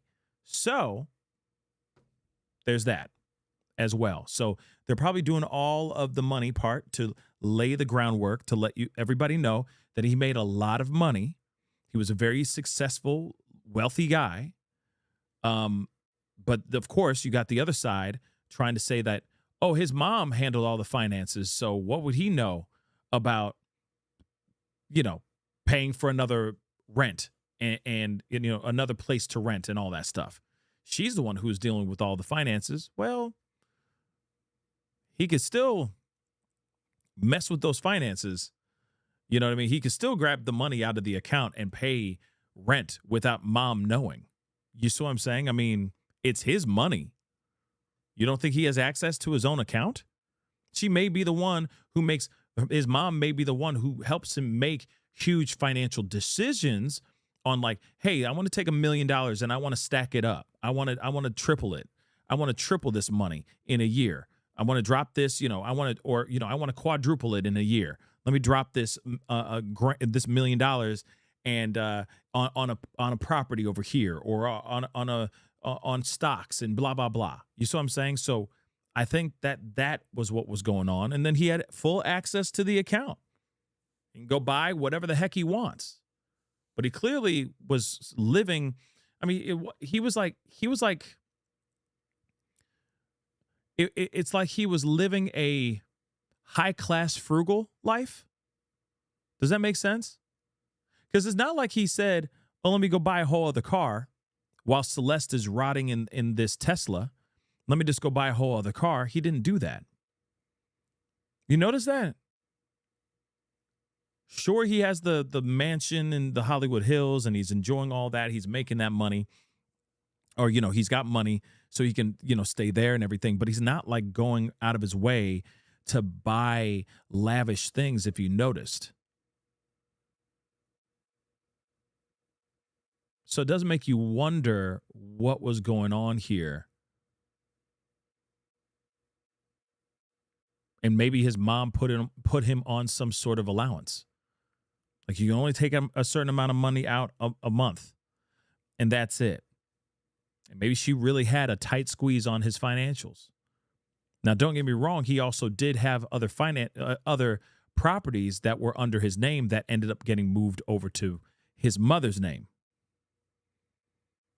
So he did have expenses, but he didn't go crazy like buying all kinds of stuff. Like I said, he could have easily gone and bought a whole other Tesla, whole other car that he could drive around in, but he didn't.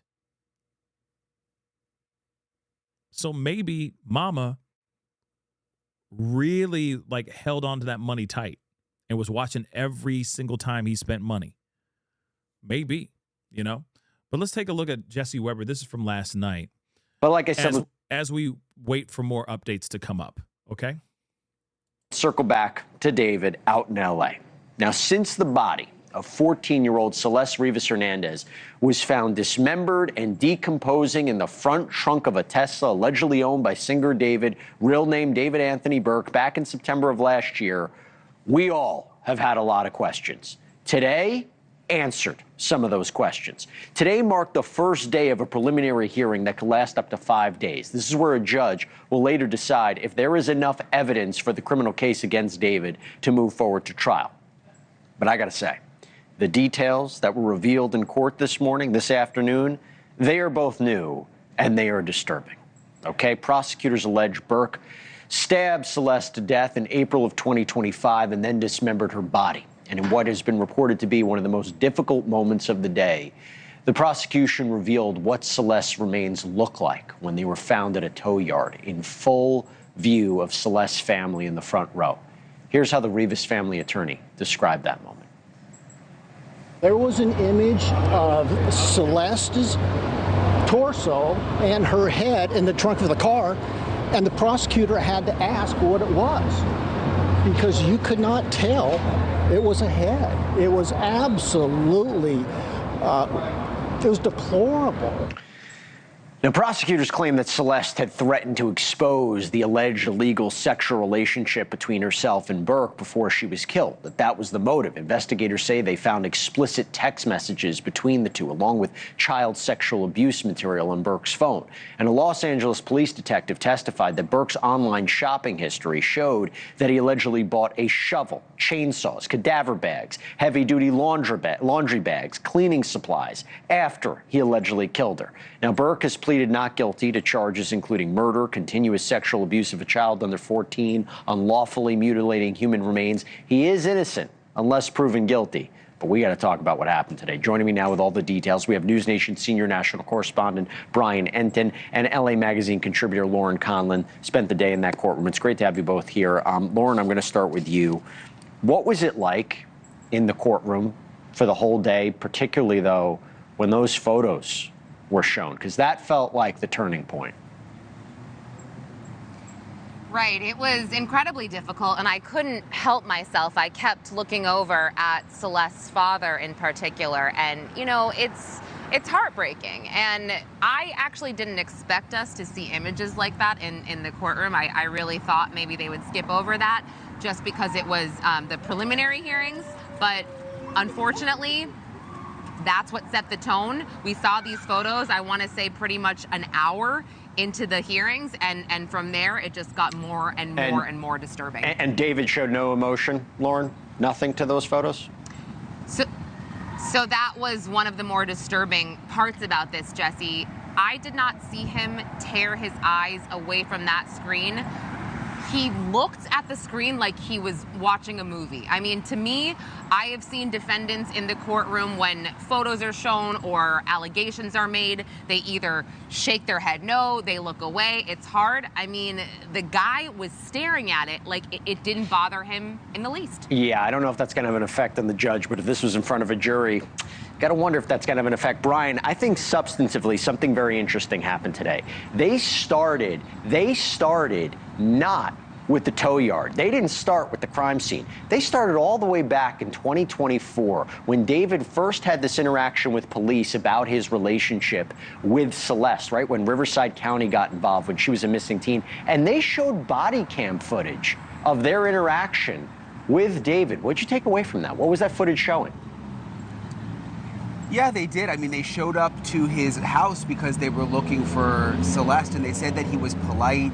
He acknowledged that he thought she was 18, but someone else had told him that she was 13. And let's not forget, we're talking about a young girl here. It was something I kept remembering throughout the day. And as Lauren said, to see those pictures in court, Jesse, and like, you don't even really want to hear the details of it, but I mean, she was dismembered. She was in multiple bags.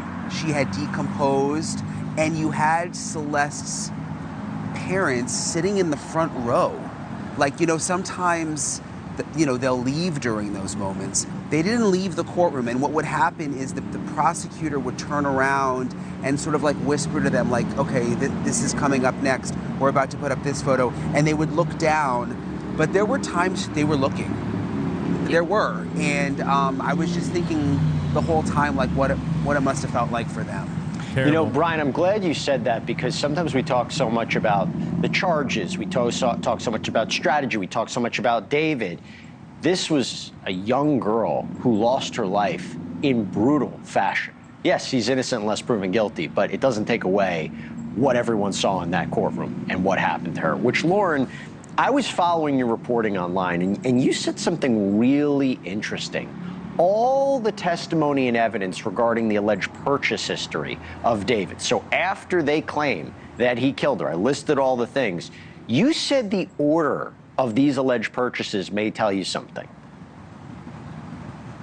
I did. I decided to just list the purchases in chronological order, and you know, he started by, let's say, ordering a shovel, and then he ordered a couple of chainsaws, and then we see the burn cage, and then we see a burn resistant mat. So in my opinion, and this is pure speculation, I was kind of thinking, okay, was he changing his mind about how he was going to allegedly dispose of the body? And I just want to go back really quick to something that Brian was touching upon, the body cam footage when the police came to David's home looking for Celeste initially in February of 2024. We were actually able to see the photo that he had of her on his phone. And I gotta tell you, I was so disturbed by this photo because he was 18 at the time. She was in 6th grade in this photo. She looked literally, I mean, I think she was 12. She looked 10 years old to me. She's in a Batman sweatshirt, and I'm just like, guys, this is a child. We are. I agree. I don't think it's, I think it's hard. I don't think it's hard for us to fathom that this girl was not like passing as a 19-year-old girl. You see what I'm saying? She wasn't passing, like, you know, once you just take a look at her, and I'm saying, like, when he first met her, at least, she did not look like she was someone that it was even at least a year younger than him at that time, when he was like 17, 18 years old. All right? Like, you can miss me with the nonsense of him being like, she told me she was 18. You know exactly what her age was. You know exactly what was going on. You are a despicable, disturbing, sick individual. That's it.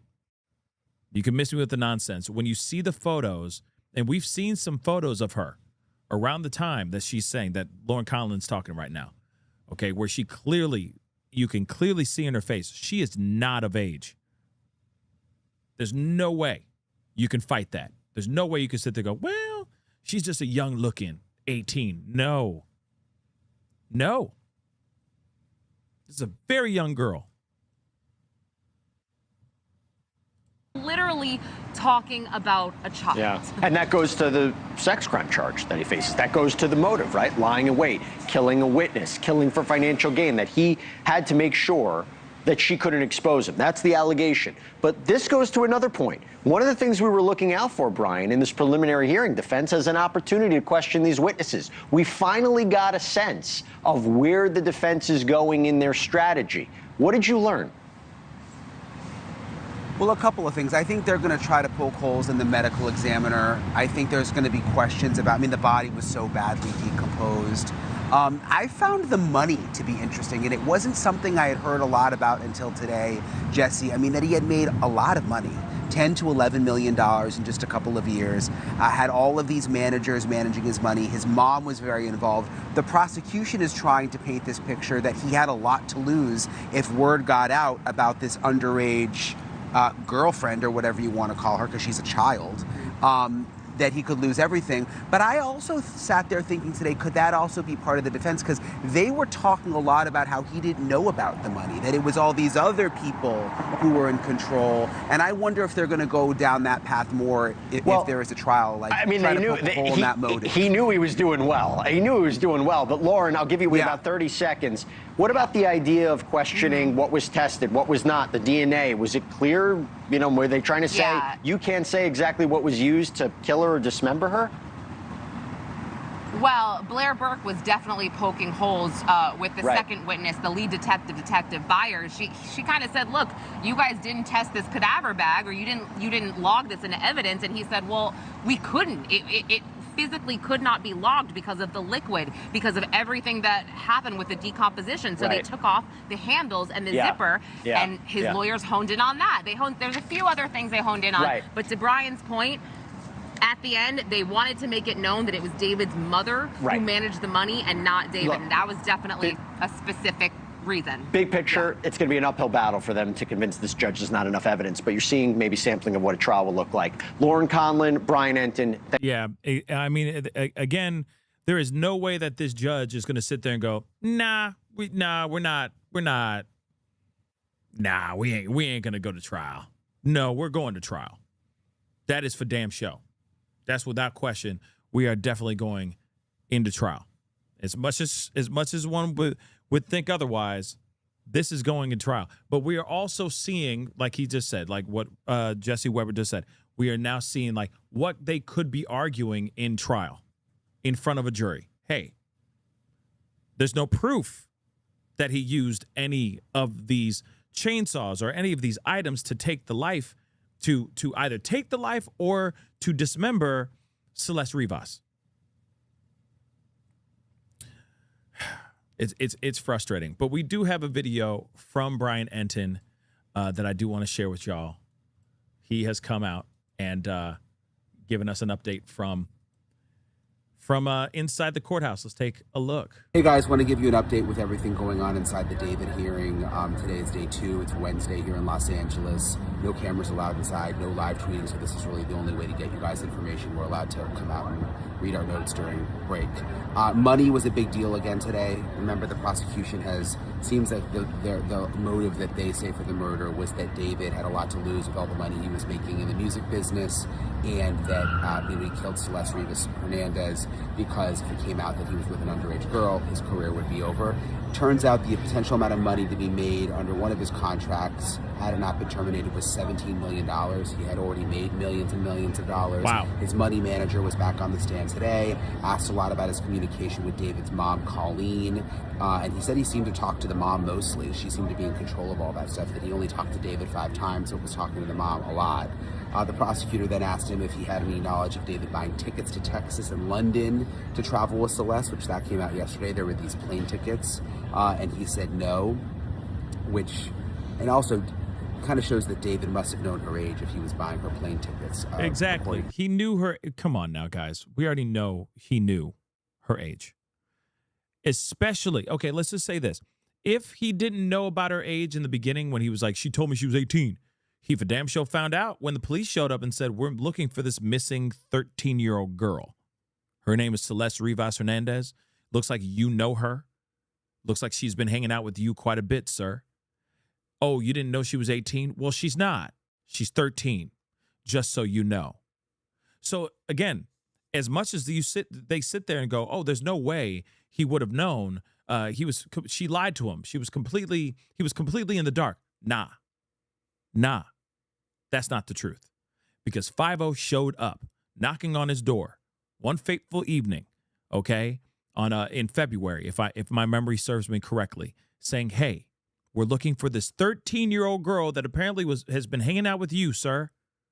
So if he didn't know at that time that she wasn't 18, he for damn sure found out and knew after that. And yet he still went out of his way, dropped the $1,000 to one of her schoolmates so that he could get a burner phone or a phone to Celeste so that he could stay in contact with Celeste. And then she kept going over to his house, living there for multitudes of time, living in another place that he allegedly was financially supporting as well. And you mean to tell me he may not have known even after the fact of his house being searched for this 13-year-old girl that he still wouldn't know that Celeste was not of age? That she was still a minor? Like I said, there's no way. There's no way. But let's continue. The prosecution.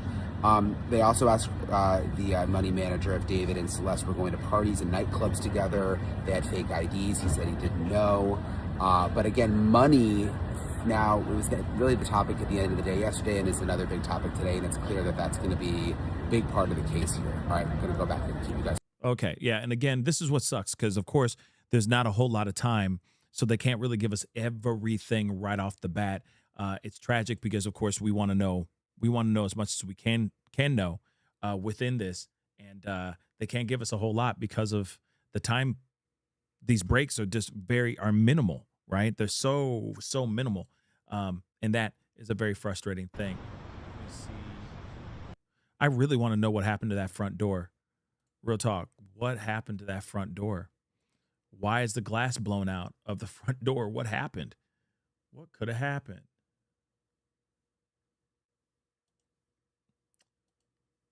But let me see.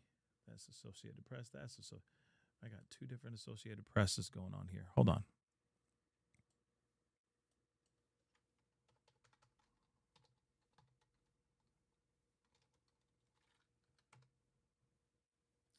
Let's see if anything from Mark the Shark.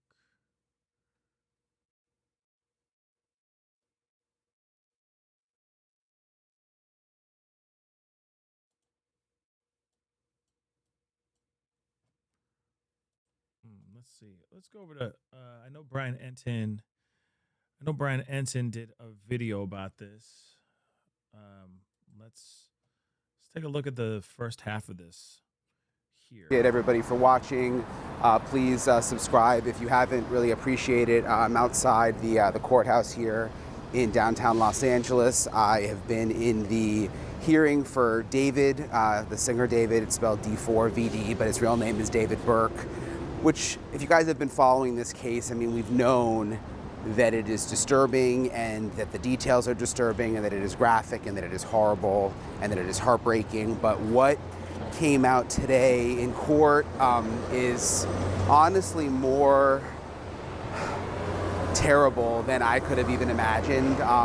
The photos that were shown, the descriptions, all while the victim, Celeste Rivas Hernandez's parents were sitting right there. It was difficult to watch. There were no cameras in court. This is the preliminary hearing, by the way, so a lot of new details coming out about the case. No cameras in court. We weren't allowed to live stream, no live tweeting, so basically it was old-fashioned note-taking, and in this episode I'm going to go over everything that happened, everything that's new, all of the details about how the prosecution alleges that David Burke killed Celeste Rivas Hernandez. Also, sorry, a really loud truck just went by. There's an interesting financial element to this that I didn't really understand until today, how finances may come into play with motives and theories. So I'm going to get into all of it, everything that I witnessed in court, everything that was said in this episode of Brian Enton Investigates. Hey guys, all right, I found a little spot here near the courthouse to kind of give you guys a deep dive, debrief into everything that happened at this preliminary hearing for David. The R&B singer, D4VD is what he went by, but his real name is David Burke. I'm actually right across the street from the courthouse. It's interesting being in Los Angeles at this courthouse downtown. It's like kind of historic. It's where O.J. Simpson was and the Michael Jackson trial and a bunch of others. So it's interesting being inside.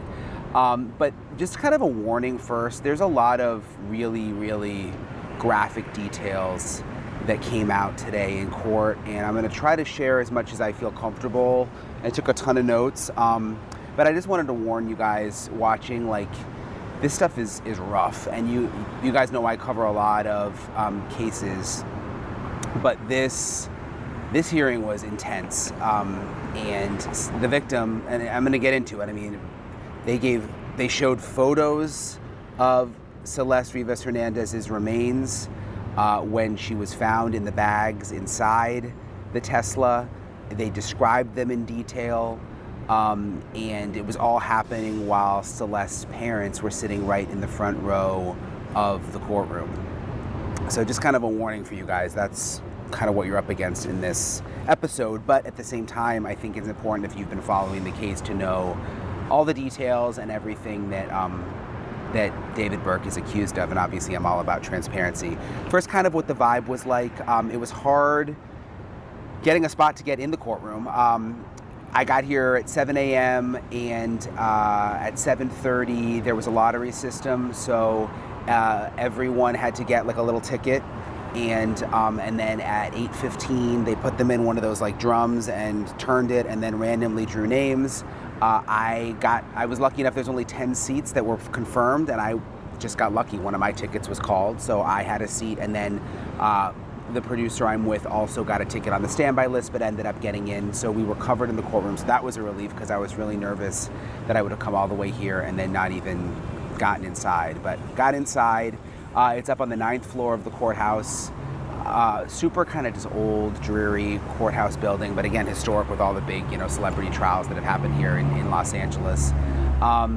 There was a first level of security downstairs, second level of security upstairs, and then we got into the courtroom. So when I first told you guys about ZocDoc, I got some really nice emails about how you tried it. Glasses on, didn't really show much emotion at all throughout the whole hearing, but sat there next to his defense attorneys. And let me grab my notes so I don't miss anything here. I actually saw, by the way, with Celeste's parents before I went in during one of the breaks. They were standing outside in the hallway just by themselves by the bathroom. And I just was kind of looking at them, and you could see the pain in their faces, and it was just, I don't know, it was kind of, like you have these moments when you're covering these stories that just sort of hit you, and you will never forget them. And this, for today, I think that was the moment for me, besides all the gruesome photos, which I'll tell you about in a second. But seeing them in the hallway, just standing there by the bathroom, waiting to go back in court, and like there wasn't like a victim advocate with them, there wasn't anyone sort of like keeping a watch on them out there. They were just standing by themselves there in the corner. No one was talking to them. I think everyone was just respectfully sort of leaving them alone. And it was just, I don't know, I was just thinking about the fact that this is their daughter, and I don't know. Again, with these stories, there's usually a couple of moments or one moment that I like take with me, and I think for today, like that's the moment that I'm going to take with me.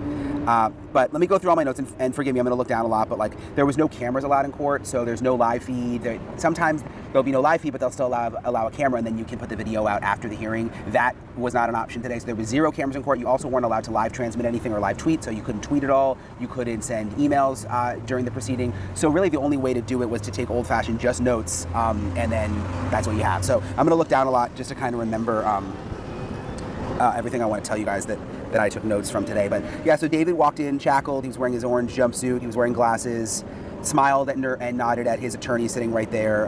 DA Nathan Hochman, who is the elected district attorney in Los Angeles, was in the courtroom for the morning session at least, and he was sitting in the audience section. As I mentioned, you guys, Celeste's parents were in the front row. The first motion before the actual preliminary hearing started was David's attorneys wanted to get him unshackled during the hearing, which I've seen happen in other cases where they asked for that, I guess just for them to be, I don't know, more comfortable. The judge denied that motion, agreed to take the handcuffs off, but said that his waist shackle would remain and that he would be shackled to the chair, but said that the wrist handcuffs could be taken off so that he could take notes and like write down questions for his lawyer. So then the actual preliminary hearing got started. The prosecution called their first witness, Deputy Juan Gonzalez with the LASD. He talked about this, how he was sent to David's house back on February 17, 2024 to investigate a missing person, Celeste Rivas Hernandez. David answered the door dressed casually, wearing a bonnet. He was eating the whole time the officers were there and offered them a beer from the fridge. They were there to ask about Celeste. And by the way, remember, Celeste is underage. I mean, they met when she was 11 years old. So as I go through all of this, kind of keep that in mind. We're not dealing with an adult here. We're dealing with an adult suspect, but an underage child, a young girl. So they asked him about Celeste. He said she wasn't there and that the only time he ever saw her was on November 12, 2023, and the last time they spoke was February 13, 2024. When the deputy asked when they met, he said 2020 or 2021, and that they met on Discord. He offered up photos of Celeste, one being a yearbook photo and one being the missing poster. The deputy wasn't familiar with that, as he was from West Hollywood and he was just sent by Riverside to see if Celeste was in the home. This is when Celeste was still considered missing. David said Celeste told him that she was 18, but other people were telling him that she was 13. Then there was the second witness, Detective Joshua Byers, who is from the Homicide Division of LAPD. He was called to the impound lot when the body was discovered in the front trunk of the black Tesla, which, remember, the Tesla had Texas plates, but it was registered to David. And when I say front trunk with a Tesla, the trunk is in the front. So there's a lid that pops in the front where the engine is. With an electric car, there's actually a trunk, and it was in that front trunk where Celeste was discovered. Prosecution started by asking about state of the body, the way that they found it, and this is when the family started to get emotional. Again, they were sitting in the front row. And what would happen is when they were about to ask about really specific gruesome things or show gruesome photos, the prosecutor would just kind of turn around subtly and warn the family, and they would just look down during that point. which stood out to me because other trials I've covered, it's like kind of a much more big to-do where they'll make an announcement and then certain people will leave the courtroom for that part. But this was just kind of a subtle gesture by the prosecutor who would just turn around and tell the family that something, disturbing was coming up or that there was going to be a photo that was disturbing, and then the family wouldn't leave, but would just sort of look down. And it's kind of, again, just heartbreaking to think of what it was like for them going through that. The photos included a black body bag. There was a black garbage bag, one bag, and again, this part is tough, and they showed this, by the way, so everyone in the courtroom saw this. They showed these photos. One bag contained severed arms and legs and had maggots and liquid surrounding it, and the other bag contained a head and torso. So unbelievable. We know that the body was dismembered and in different pieces, and different pieces were in different bags. And the family was crying, and it did seem at some points they looked up at the photos. Now, I just want to make sure that you guys know Brian Entin did get into the court today. So he is there. He just came out. We just listened to a video that he just did talking about everything, basically saying, they're just talking about the finances right now. And maybe this is just a lull.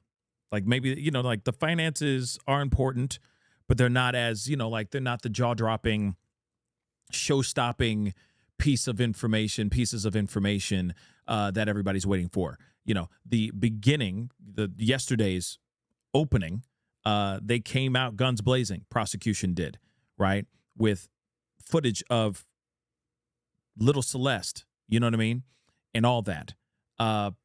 Shocking stuff. So I'm sure they're getting all the financial stuff out of the way, and then maybe tomorrow or after lunch, it'll be absolutely crazy. Because you got to remember, they still got to talk about everything else, what led to this, the text messages, the correspondence that they had between each other, all that.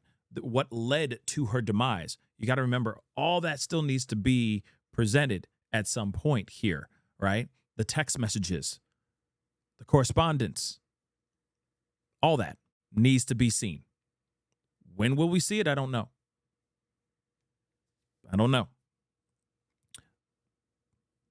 But I'm sure it's going to be part of this preliminary hearing.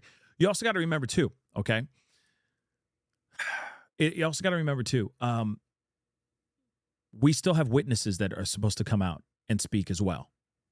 Witnesses, not just detectives and law enforcement, and not only just, people who are financiers or people who are in the financial departments of these record companies.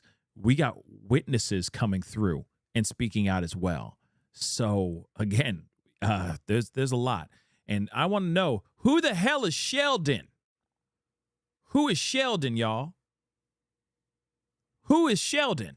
They weren't looking down the entire time. Granted, you could tell in the photos that it was something, and I don't want to go into too graphic detail, but it didn't look like a person. I mean, there was decomposition, and she had been in those bags and in pieces for a long time. The detective described that one hand had 2 severed fingers, and they found a finger with the word shh, like S-H-H-H tattooed on it, which, keep that in mind. Remember that, because later we're going to see the same tattoo on David's finger. They had matching tattoos, but that finger was chopped off of Celeste. And I hate to use that terminology, but just forgive me. I mean, I don't know how else to get around some of these things. So they found a finger. 2 fingers were severed. One had the word shh on it, S-H-H-H. The prosecutor again told the family to look down and showed photos of it. They had photos. The prosecutor asked the witness if anything else stood out as unusual, and he said that there were many blue shards in several body parts, and they put up photos of a knee. You could tell that it was a knee with a blue plastic piece in it. She then asked if they found a head with a recognizable face, and the detective said that there was just too much decomposition and what they called slippage. That was the word they used, slippage, and that there was just too much of that to recognize anything. And at this point, and there were many times this happened, but at this point the family started to cry again, and that was when the judge called a recess. It kind of felt like, I guess, the appropriate time, and there was a break then, and everybody left the courtroom. After the break, Detective Byers was back, testified that in the Tesla he found a receipt for $729.25 for Ross, Dress for Less, and this is the same date that they claim that David deactivated his phone from his Tesla and parked it around the street from his home and then left it there. It was later ticketed and impounded, but it was left there for quite some time, and that's one of the interesting things. The car was really dusted over, and they showed pictures of that. And it's something that I thought about, like, and of course, this is innocent until proven guilty. This is all alleged. But, was there a bigger plan here that was for some reason stopped? Because you have to imagine if someone dismembered Celeste's body, went to all of that trouble, put in different bags, and put in the trunk of the Tesla, the intention couldn't have just been to leave the Tesla in that spot forever, because obviously, which is what happened, someone was suspicious of the Tesla just sitting there on a neighborhood street for so long. It was getting dusty, there was a smell coming from it, an odor, and it ended up being impounded and taken to an impound lot. It was towed to the lot on September 5th, 2025.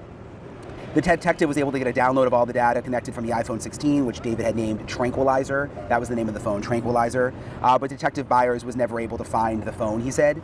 He said that navigation... Because it was destroyed or thrown out into a river somewhere. Trust and believe. Searches to Santa Barbara and Santa Ynez Valley were of particular interest, which was interesting, but we don't know why he said that, but he did say that they were of particular interest, those navigation searches. Sorry, I just lost my place. The detective was called out to the impound lot on September 8th. He testified that there were media helicopters overhead. And then on September 10th, Celeste's father called LAPD and said that he believed the body they discovered in the Tesla belonged to his daughter. The prosecution asked that given the condition of the body, did the detective ask the father for Celeste's dental records? And at this point, the family got emotional again. I'm sure just remembering what this was like for them during all this. And Detective Byers said they did get dental records and they ID'd Celeste's body on September 16th. So they were able to make a positive identification that it was her, even though it was bad. I mean, it was decomposition, and again, the photos, I won't go into graphic detail of what they looked like, but, those are the sort of things that stick with people for a long time who see photos like that. On September 17th, detectives executed a search warrant at David's house. They collected more devices, including an iPhone 15, which they determined belonged to David, as well as also a tower computer they got.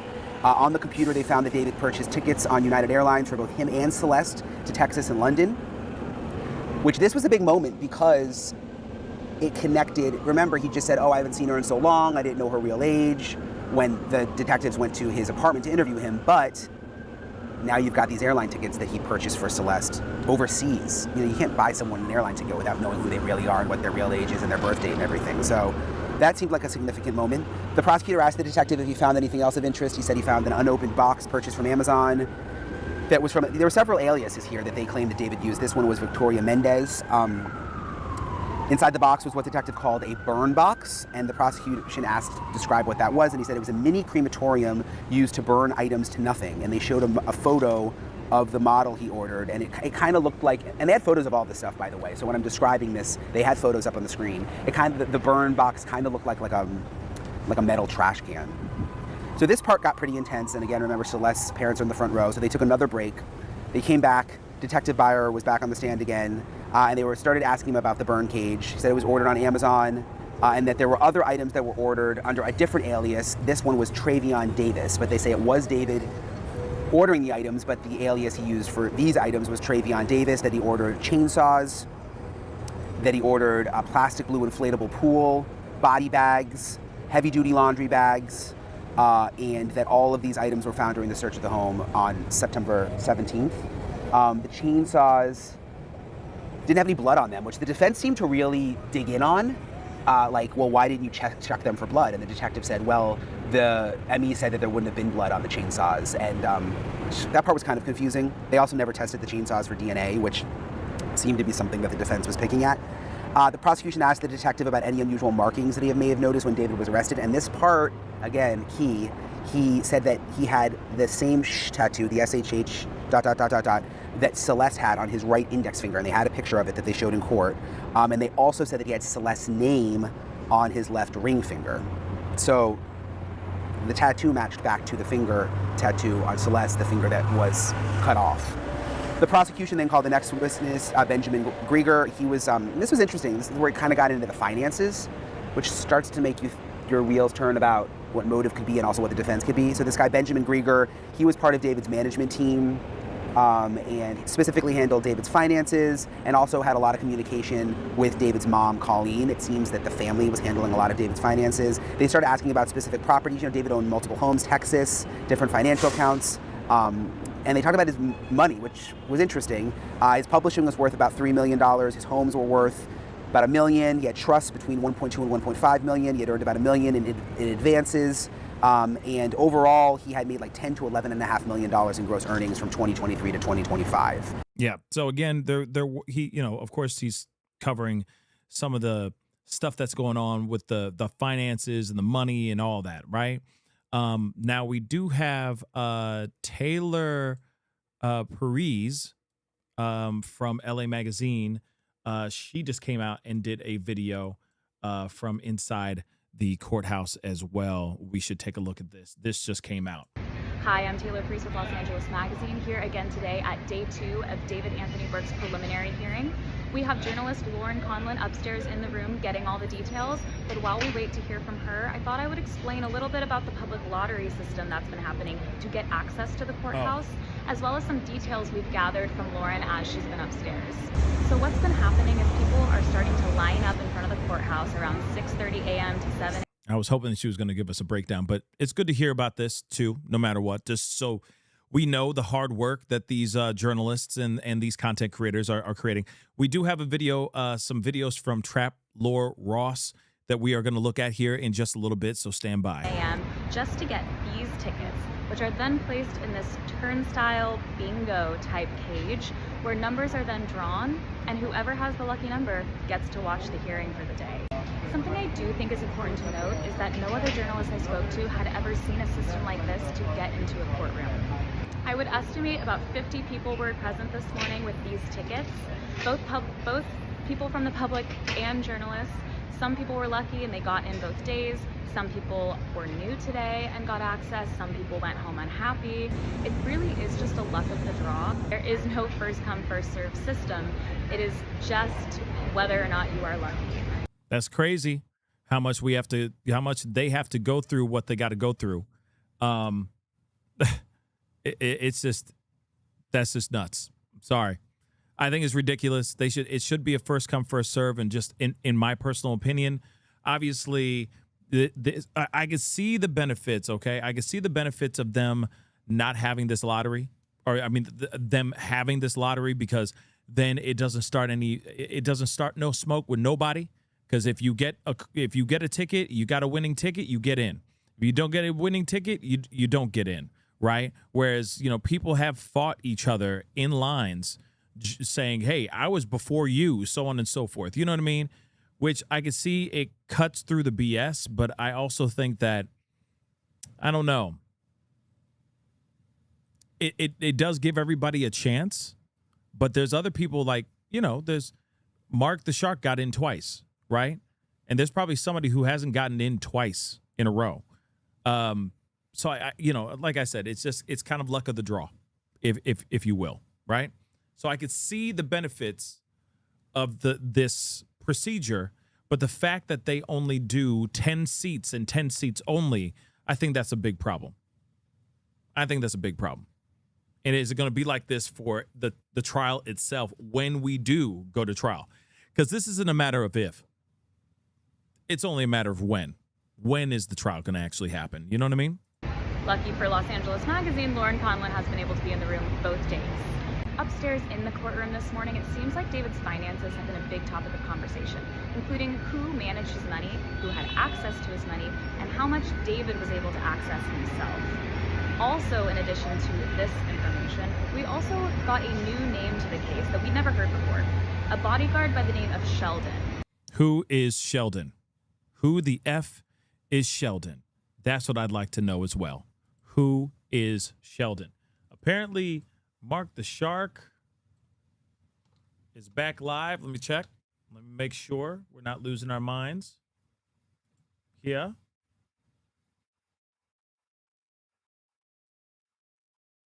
I don't see him. So we're going to let her finish. What she's got to say. And at this moment, we are not quite sure of the last name, but Sheldon seems like he might be a big part of this case.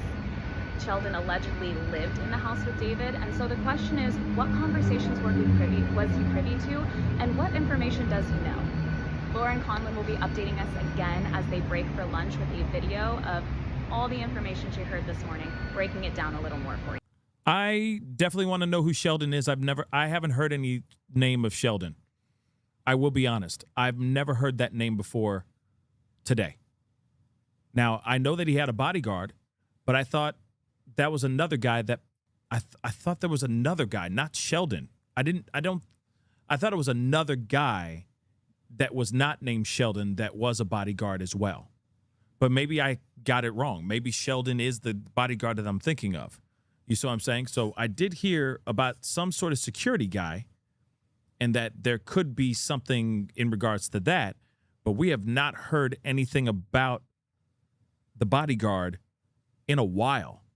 There's been speculation of other people maybe being involved in helping him maybe dispose of the body, so on and so forth, but we haven't heard anything like that, right? We haven't, like, there's been speculation, but there's been no confirmation of that. That's what I mean. So that's weird. That is weird. I'm going to say that is weird. Yeah, that is weird. But let's go over to Trapmore Ross, I'm sorry, because we do have some things to talk about.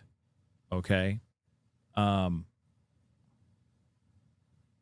me see here. Sorry. Okay. He did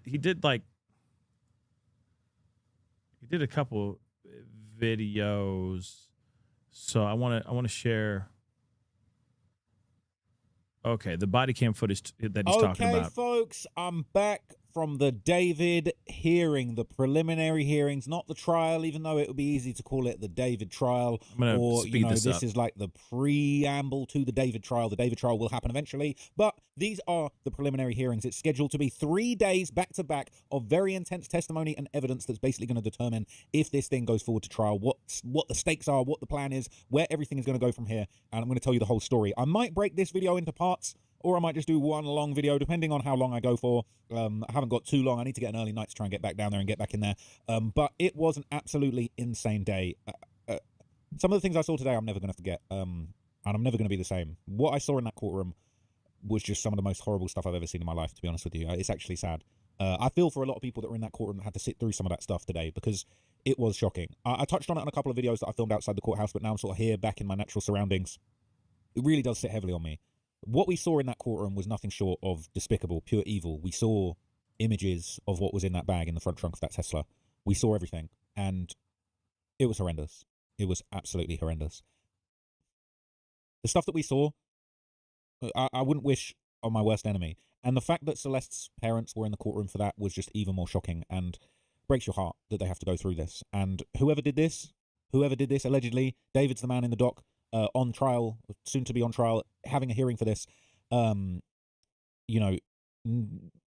did this needs to be put away forever. It's absolutely disgraceful that a child was left in that state. And I'm going to break it all down to you, but that really was the headline of this incident. They showed us black and white, not black and white, but full color images, damn near 4K. But the facts were black and white. Pure evil it would take to do that to any other human being, let alone an innocent child. So I'm going to walk you through everything that happened today, everything that I saw. I might even be able to pull up some things, because I made notes that were so meticulous.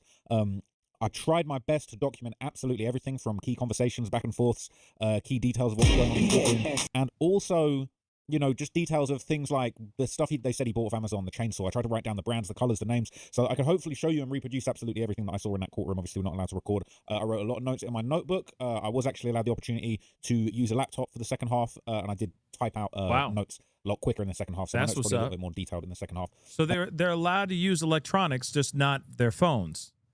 That's interesting. So they're allowed to use the laptops as long as it's just for note taking, but that's it.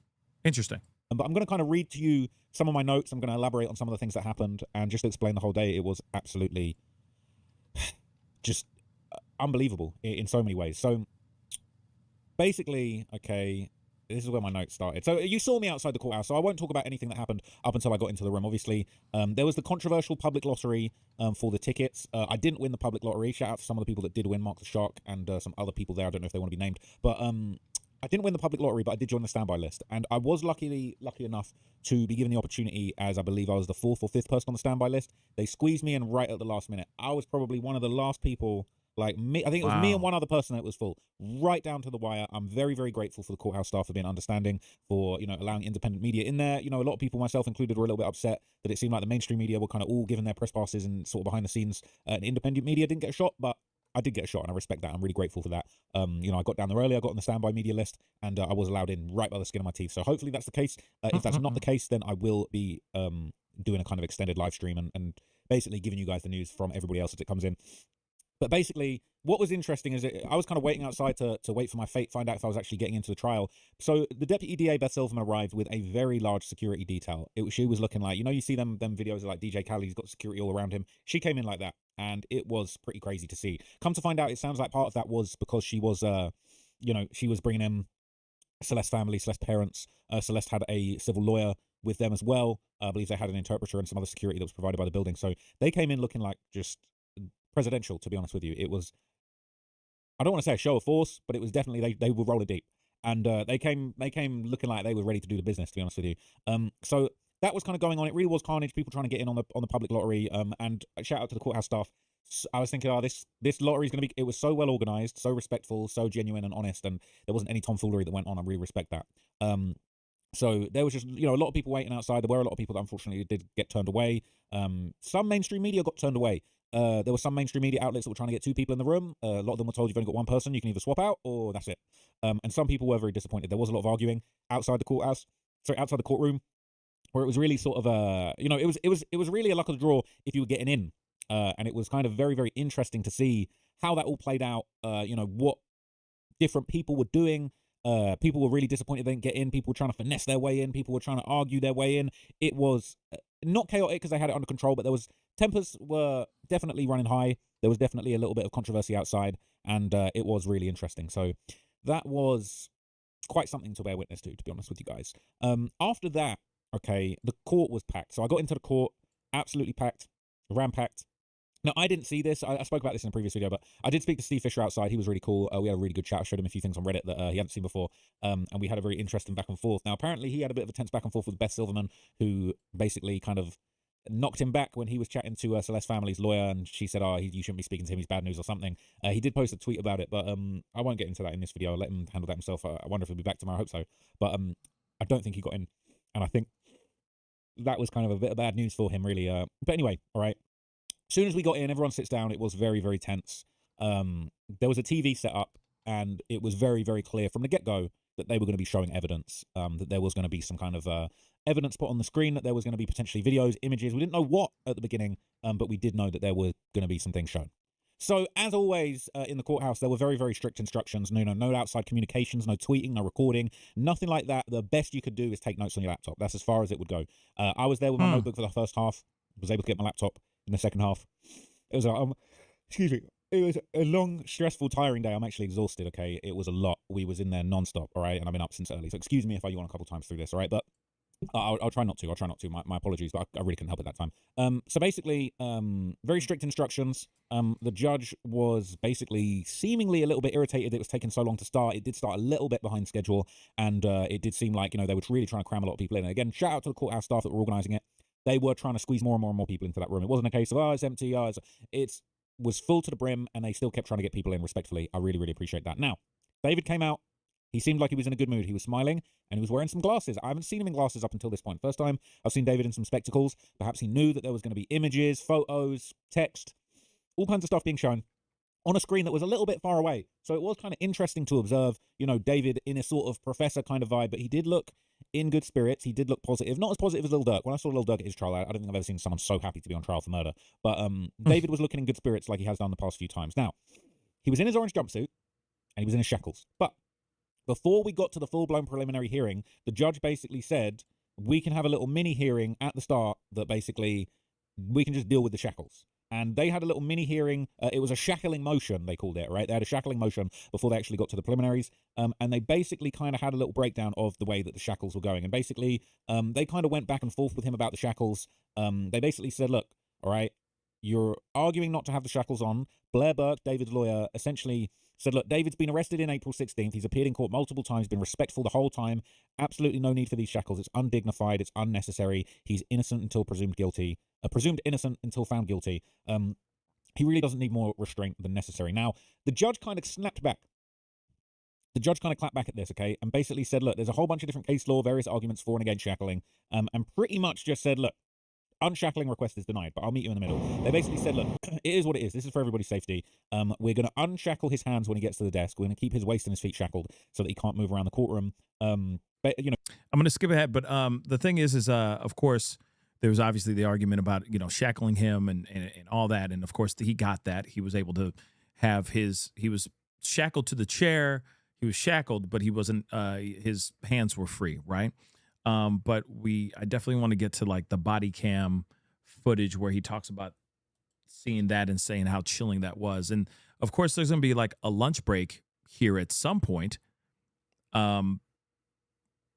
There should be a lunch break because right now it's noon over there, and it looks like we do have somebody coming forward. Mark the Shark. Let's see what he got to say real quick. Lunch break is happening.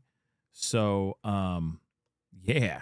So now we're finally going to hear from him because he didn't really say much. Remember? He was like, a lot of stuff, financial, but I got to go back. You know what I mean? I'm looking fresh. All right, I won't be on here too long. Of course not. I gotta go get some food I haven't eaten. Right.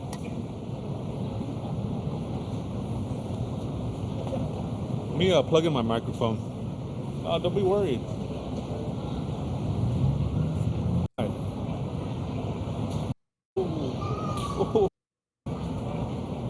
Let me get my microphone. Thank you guys, I appreciate it. Thanks for sticking around too. So let me plug in my microphone. I'm really hungry, so I want to go get some food, get something to drink. I haven't ate anything, drank anything, just a cup of water. Bunch of notes, took a bunch of notes. Test. Test, can you guys hear me? Can you guys hear me?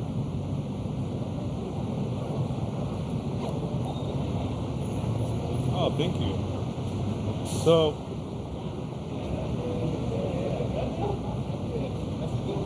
oh, you know what? This is going to connect to my iPhone. It's not going to connect to the...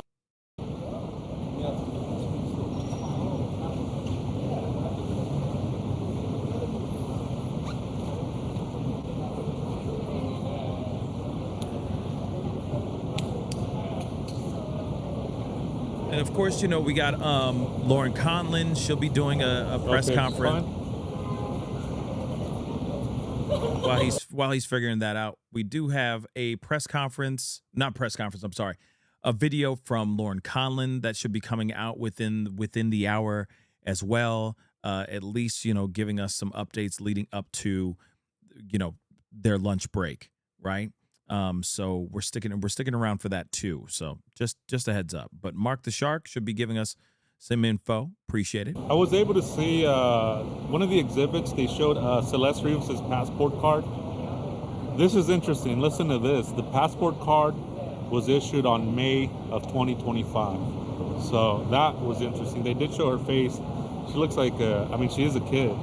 So it's hard to believe that anybody would confuse Celeste Rivas as an 18-year-old, in my opinion. Passport card issued May of 2025? Really? Huh. Her picture on the ID, and it looks like a little kid. I mean, she's a little kid, obviously. So that's what was interesting, is that it was issued in May of 2025, the passport card. So you have to apply for it before that. So that's an interesting thing that I really took out. Yeah, she's a baby. So they put her picture up there on the big screen, and it was never before seen picture of Celeste Rivas, and it was really heartbreaking to see her. And she was smiling. She looked in good spirits because that was for her passport card. That's important to anybody. And so they showed that exhibit. The highway patrol officer that went and went to go investigate was on the witness stand. That was interesting too. They gave coordinates to the place of where they found that card. It actually isn't the place where I went to. It's a different place, because I remember going to that place and looking for maybe anything else that was there. maybe a chainsaw, maybe more documentation of Celeste Rivas, clothes, whatnot. It's a different place, guys. It's a different place. It's not the place that I went to. If you guys remember, right off the hold on a second, there's some sirens going on. Give me a second. Damn, that's loud.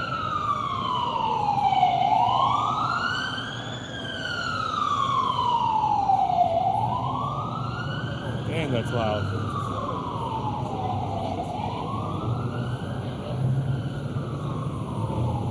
So it's a different place. I'm gonna go check out the place after court. I want to go see where this actual place is. They gave us coordinates to it, and it is a different place than the one where TMZ reported, and it's a different one where I went to, where they was reported that it was found. So it's a different place that the ID was found. There were 6 pictures taken, and no other items were found. The CHP did look around. They were looking in that area, and nothing else was found. So that's another interesting point that was brought up. The officer, the CHP officer that was got called for the Celeste Rivas' ID was there. He testified. That was a really good insight on where they found that item and what was around, what happened with that, and the defense asked the question too, which was a pretty interesting question. It was what was the Caltrans worker doing, and what was he doing on that area to find that ID card? And so the CHP officer replied, well, that's what he does. He does on his like break time or on, he volunteered that information that he looks around areas when he's working because he's found many items of interest, so probably money, probably knickknacks here and there, but that's what this person does. Is he's curious. He's curious. He looks around when he's doing traffic. When it's slow, he looks around in the area, and he so happened to find Celeste Rivas' ID. So thank God for him, for a curious mind and somebody just looking around to find that ID card and have more evidence and more discovery that is presenting now in the courtroom. So I thought that was good for him. That was actually pretty interesting testimony, witness from this officer.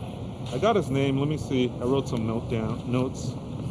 So everything's been going smooth. Everything's going smooth in there. There was a little bit of some fireworks with Beth Silverman and Blair Burke going back and forth. The judge had to step in and say, enough. You guys need to stop. There was objections. There was back and forth. So there's a little bit going back and forth with those two. But again, the judge is being very great in refereeing the court. So she had to step in and tell him, hey, enough is enough. Let's just focus on, your questions. This is your witness, because when the financial guy that was there from Interscope, a representative from Interscope,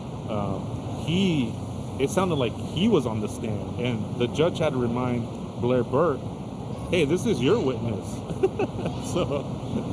So that was interesting. David looks the same. He doesn't have any handcuffs, so he looks just relaxed, normal, not worried. He looks okay. He doesn't look, he's kind of just soaking it all in. He doesn't seem anxious or nervous or anything. He seems relaxed. He seems like right where he needs to be right now, is in the courtroom, and to try to fight for his innocence, because innocent until proven guilty. That's how it is here in the United States. You have the right for a fair trial, and that's why we're here. Okay, so there's that.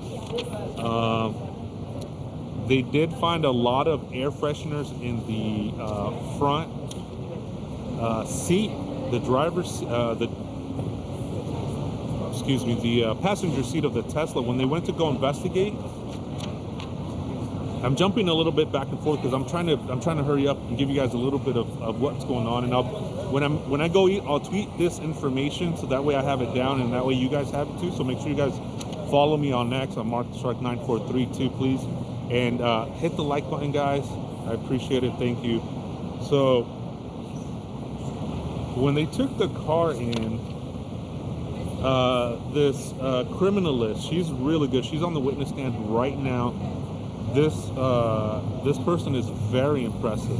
Her name is Chelsea Murillo, and she's with the LAPD. She's a criminalist level 2, and she was responding to the vehicle search when they took it down to the Piper Technical Center, and she noticed there the body wasn't there anymore. So she's there just examining the vehicle, and that's where we're at now. And so she was saying that a strong odor of decomposing body was she could smell. That's what stood out to her. And Burke asked, well, how do you know that? She said, because of my time and experience. I've done over 232 crime scenes, so she knows what a decaying body smells like. So that's one thing that stood out. And so also another thing too, at the time of the search on September 9, 2025, on the Tesla processing from at the Piper Technical Center, she also mentioned that there was insect activity in the front trunk of the Tesla. Insect activity in the front trunk of the Tesla. So that's where we're at right now. I'm gonna tweet out a couple of these more informations, and I need to go grab something to eat, go grab something to drink real quick, take a break. But I'll be tweeting out some information to you guys. Really horrible stuff that's been going on. But we are seeing the evidence. We are seeing where the passport was found. They gave us the coordinates, so I'm going to go check that out today, tonight, maybe tomorrow, to see where that is in respect to just overall, the overall picture. To see where that location is, how far that is from his home, how far that is from Celeste Rivas' home, how far that is from a charging station. A lot of those locations, you guys know me, I like to go check out these locations on site and check out what is around that area. Are there any more embankments? Is there a river there? Is there a creek there? Is there dug up freshly graves there? You guys know me, I love to go to these locations to see the 1,000-foot view of the case. And let me go grab some food real quick, guys. I'm extremely hungry. I'm gonna grab some food, grab some something to drink. So I'll be tweeting out more information from my notebook. So I really appreciate it, guys. Thank you. Hey, what's up, Mob? Okay, so shout out to Mark the Shark. Appreciate him giving us some updates, giving everybody updates on what's going on. Of course, we still are waiting on a couple other people. Brian Enton will be probably coming out with some sort of update. I'm trying to see if like maybe there's another update coming from like Associated Press or something like that.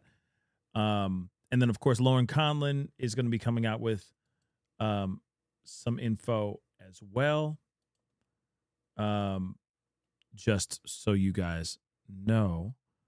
1 second, guys. I'm just trying to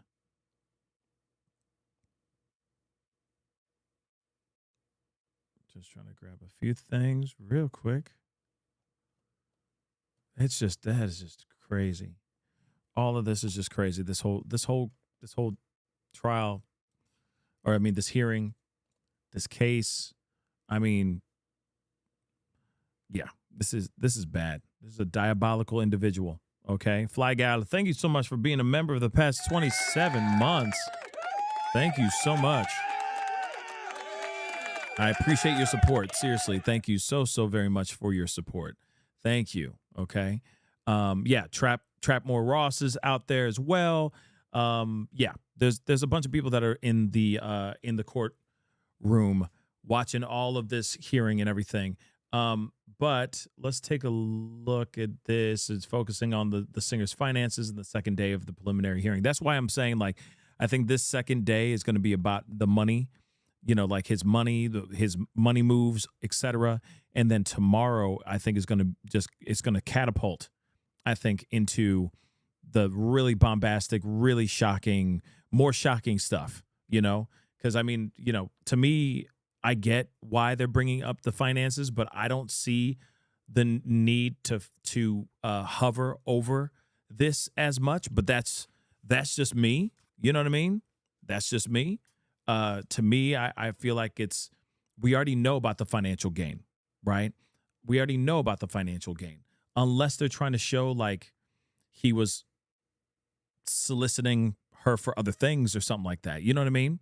So we'll see. We'll see. But interesting stuff nonetheless. So let's look at what ABC said. Testimony continued Wednesday in the key preliminary hearing for D4VD, who is accused of unaliving Celeste Rivas, which we already know, with much of it focusing on the singer's finances as a potential motive in the teen's unaliving. Now, that's the thing. What else is there? Like, I get the financial, like killing her for financial gain is because he's worried about her destroying his career. But what else do they need to know about his finances to use that as a potential motive? Unless he was like, I can't handle carrying her financially anymore, so I need to cut her free. You know what I mean? Lack of a better term. I don't mean cut her free physically, but I'm just saying like cut her free. You see what I'm saying? So again, that's what I mean by like potential motive in her unaliving, in her murder. What is that about, right? And are they going to show that? Are we going to see proof of that? Because something odd is going on here, okay? A money manager for D4VD, also known as David. We already know about his dookie-ass face, but anyway, he testified that he had heard only the first name of Celeste's name, okay, of Celeste, before her body was found in the front trunk of his car in September of 2025. So remember, May of 2025, we just heard from Mark, the shark, say that she got a passport with her name and face on it. A passport in May of 2025. He said May of 2025. Wasn't she murdered in April? Now, I get it. She could have already made, had the passport made. And then, while it was being processed and being sent out to her, she could have been murdered then. You see what I'm saying? So that's possible. But like I said, I got questions. You know what I mean? I mean, that's what we just heard from Mark the Shark. She received a passport with her face and name on it in May of 2025. So the defendant, who has been held without bail since his arrest, appeared in court in his orange jumpsuit, which you already know. Testimony from Benjamin Gregor came on the second day of the preliminary hearing in Los Angeles court to determine whether there is enough evidence to put Burke, D4VD, Dookie face, okay, Dookie head, on trial on charges of murder, continuous essay of a minor, let's just say that, and mutilation of a body. I knew her first name. That's what Gregor said. The prosecutor, Deputy District Attorney Beth Silverman, later asked Gregor where he had heard the name Celeste. He said from Rob Morgenroth, David's manager. And I have a feeling we're going to be hearing from Morgenroth at some point in this preliminary hearing. I'm wondering how he's going to dig himself out of this because everybody's side-eyeing Morgenroth like a mother lover right now. Okay? Did he tell you she was his girlfriend? Silverman asked. But objections prevented an answer. D4VD's lawyers have said he did not cause Celeste's demise, and he has pleaded not guilty to these charges. Prosecutors allege that he fatally attacked her to prevent her from revealing their relationship and ruining his career. Financial gain. Right there. Okay? Gregor was one of the two witnesses called to discuss D4VD's finances to indicate how much he had to lose and whether the unaliving could have meant financial gain. The singer reportedly grossed more than $10 million between 2023 and 2025. But the questioning, which got increasingly heated, swerved into who among the people around D4VD knew he was in a disturbing relationship with the teen. So I'm going to ask Gregor if he knew Burke. If he knew Burke had taken Celeste to London with him and to Texas to meet his family. He said he heard about the London trip. The prosecutor asked if he heard about D4VD, dookie face, dookie head, dum-dum, dainty hand-looking ass, zesty mother-loving D4VD, if he had taken Celeste to nightclubs, with both of them using fake IDs. D4VD only recently turned 21. This drew angry objections from D4VD's attorney. Counsel is testifying, she said.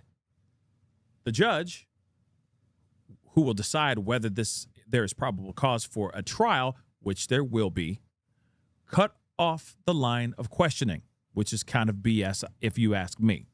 Prosecutors are seeking to prove D4VD this, if you want to call him an indie pop singer, okay, whose music is trash and online presence is ugly, brought him a huge following, I don't know why, okay, met Celeste when she was only 11 years old, and they began a relationship of the unthinkable kind, of the illegal kind, when she was just 13 years old and he was 18, okay? So Wednesday's testimony was far less graphic than the photographs showing Rivas Hernandez's decomposing and dismembered body that were shown in court on Tuesday. The images prompted audible reactions from those in attendance. Her parents were present in court, but are not expected to testify during the preliminary hearing, which they will most likely testify in the trial when this trial does happen, because it's going to happen. Her mother covered her mouth as the photographs were shown, which we already know. So we're going backwards a little bit. Okay, we already know he's been stoic because he's a stoic-looking dookie face, dainty hand-looking ass, oversized bonnet-wearing,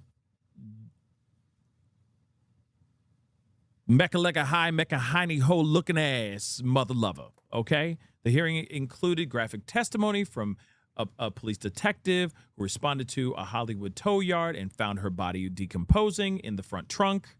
So this is all just stuff that we already know now, okay? But nonetheless, they're looking at the money, and he made a lot of money.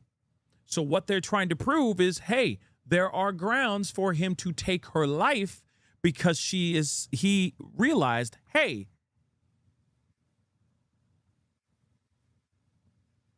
if she exposes him, she will destroy his life. She will destroy his career. But I will say this. He's already screwed no matter what he's done. Okay, this dookie-looking ass, dookie dainty, D4VD, okay? Piece of trash, all right? Because he did this, guys. Sorry. He did this. He may have gotten help, but he did this, all right? Now, one thing is for sure, and I'm not trying to say anything on the side of being on his side, but I can see anyone taking anyone's life. If you were doing something illegal with a minor and that minor stepping forward, I don't give a damn if you work at Schnook, like if you work at a supermarket, or if you work at like a McDonald's or a Burger King or a Popeyes. It doesn't matter if you make $1 million or you don't make any money at all. You are going to be worried about your livelihood if somebody who is a little that you're having an illegal relationship with says, I'm about to expose your ass. Doesn't matter. You're still going to take that person's life. Like, I could see that person doing something as drastic as, as wrong as taking somebody's life. So to me, it doesn't matter about the financials. The grounds in which she said, I'm going to expose you, it doesn't matter if he had a 4 in his name or not. I could see motive no matter what. Whether he's on the rise, whether he is just getting started, or if he's already at superstar status. Exactly. Like a Madeline Soto. Like pig vomit. Remember that mother lover? Pig vomit. So just like pig vomit ain't making money like that. Okay? I don't even think he had a job. He was just couch surfing, eating all their food and playing video games and being a disgusting mother lover. And he still took that little girl's life. Why? We don't know the full truth. But he still took her life, and he was a broke-ass monster. Broke-ass piece of trash named Pig Vomit. So you don't need to be, you know what I'm saying? You don't need to be on the brink of becoming a superstar, all right? You don't need to be at the brink of stardom for someone to have a reason to do something like this. You see what I'm saying? He shouldn't have done this, but again, like I said, he still did it, and it has nothing to do with the money. It has everything to do with his life being over. And let's not forget, he's still, like, you know, it's the fear of being locked up. It's the fear of getting in trouble. It's the fear of being in a prison. You know? And his zesty ass, he definitely going to get ran through. Wait for it. Prison's going to love them some D4VD. They're going to love them some D4VD. And like I said, he going to be inside that prison wearing Kool-Aid lipstick, holding the inside pocket of a man named Jerome. Give it mother-loving time. And that's the thing that most of these criminals, most of these monsters get scared of. They don't want to go in here. They don't want to go there.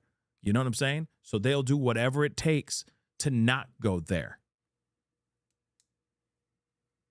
I get the financial gain. Trust me, I do. But at the same time, though, there's more to this than just financials. There's more to it. Hold on, guys. Let me see. Let's see if there is anything from, let's see if Lauren Conlon did anything yet. She hasn't done anything yet. You know, one of these days, I'm going to get out there. One of these days, I'm going to go out and cover one of these mother-loving, one of these trials.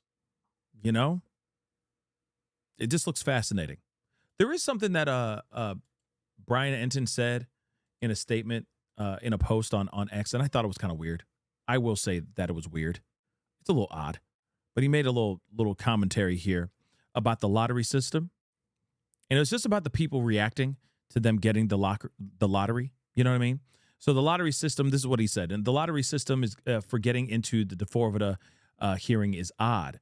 You get your ticket, then they put it in a metal drum, and they mix it all around and draw the quote unquote winners. Only 10 seats or so. I got it today, which I wasn't expecting. So that's why he's inside right now, right?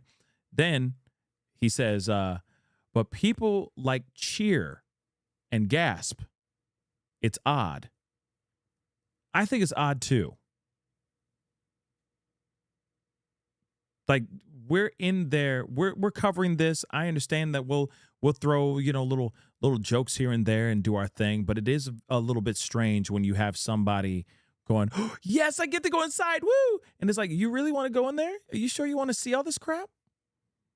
It's odd. It's very odd when people are like doing cartwheels and backflips, like, yay. You know what I'm saying? I just find it weird. I find it odd. Like, they're not winning a chance to win $1 million. They're going into a room to hear what David did to this poor 13-year-old girl. You see? This poor little girl. So again, you know, I don't get it. And I get it. Some people are like, yo, my followers, my listeners, blah, blah, blah, are really going to be appreciative of this. I get to be in the room finally. Yay. But it's just strange. I find it odd. I do find it odd. I agree with Brian a little bit. This is a devastating case. Probably one of the worst that we've ever seen ever. you know? So when the trial happens, when the actual leaves like, yeah, you'd be great outside court reporting on it. I mean, I would love to be out there when the trial happens.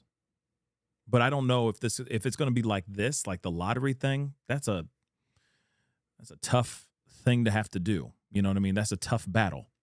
But depending on when this trial does happen, you know, I'd really like to be able to cover it if possible. But then again, there are other cases and other trials that are coming up. There's plenty every day. There's always a new trial to cover. There's always something going on.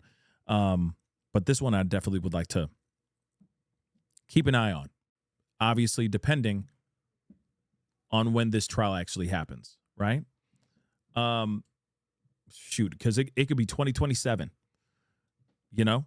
It could be the top of 2027. It could be 2028.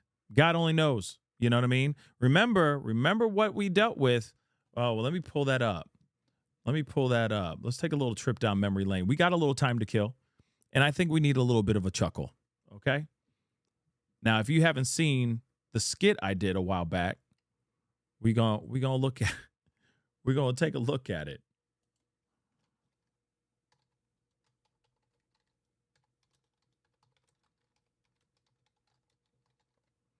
Because why not? Because why the F not? Right?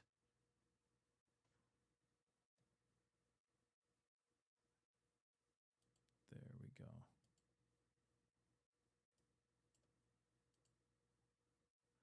Okay. Why not? Why not? Let's kill a little bit of time. So remember when I did this?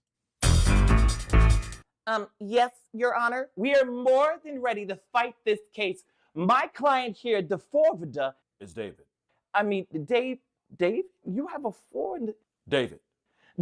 David is more than ready to fight this case. He is 110% innocent, and we were ready to fight this case yesterday. My client is not guilty. Oh, really? You're ready? You're more than ready.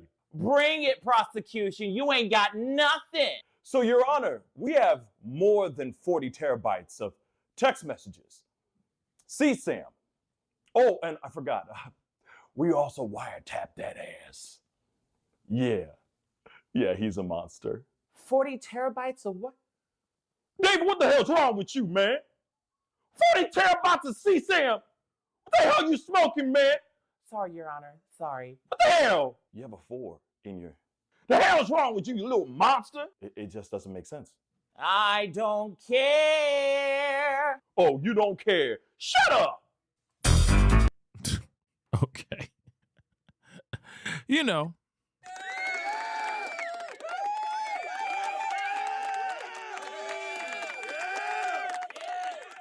Yes, thank you. Thank you. Hopefully that made you laugh a little bit as we wait for more information from anyone. So yeah. Yes, the trash bag. Mecca lecca high, Mecca hiney ho. Yeah. That's a real thing, guys. Yep. Yes indeed, sir. Yes indeedly. You know what's weird? Something needs to be explained real quick. Let me see if I can. I thought I had it up still. No, I do not. Where the heck is it? Okay, what the heck is it? 1 second.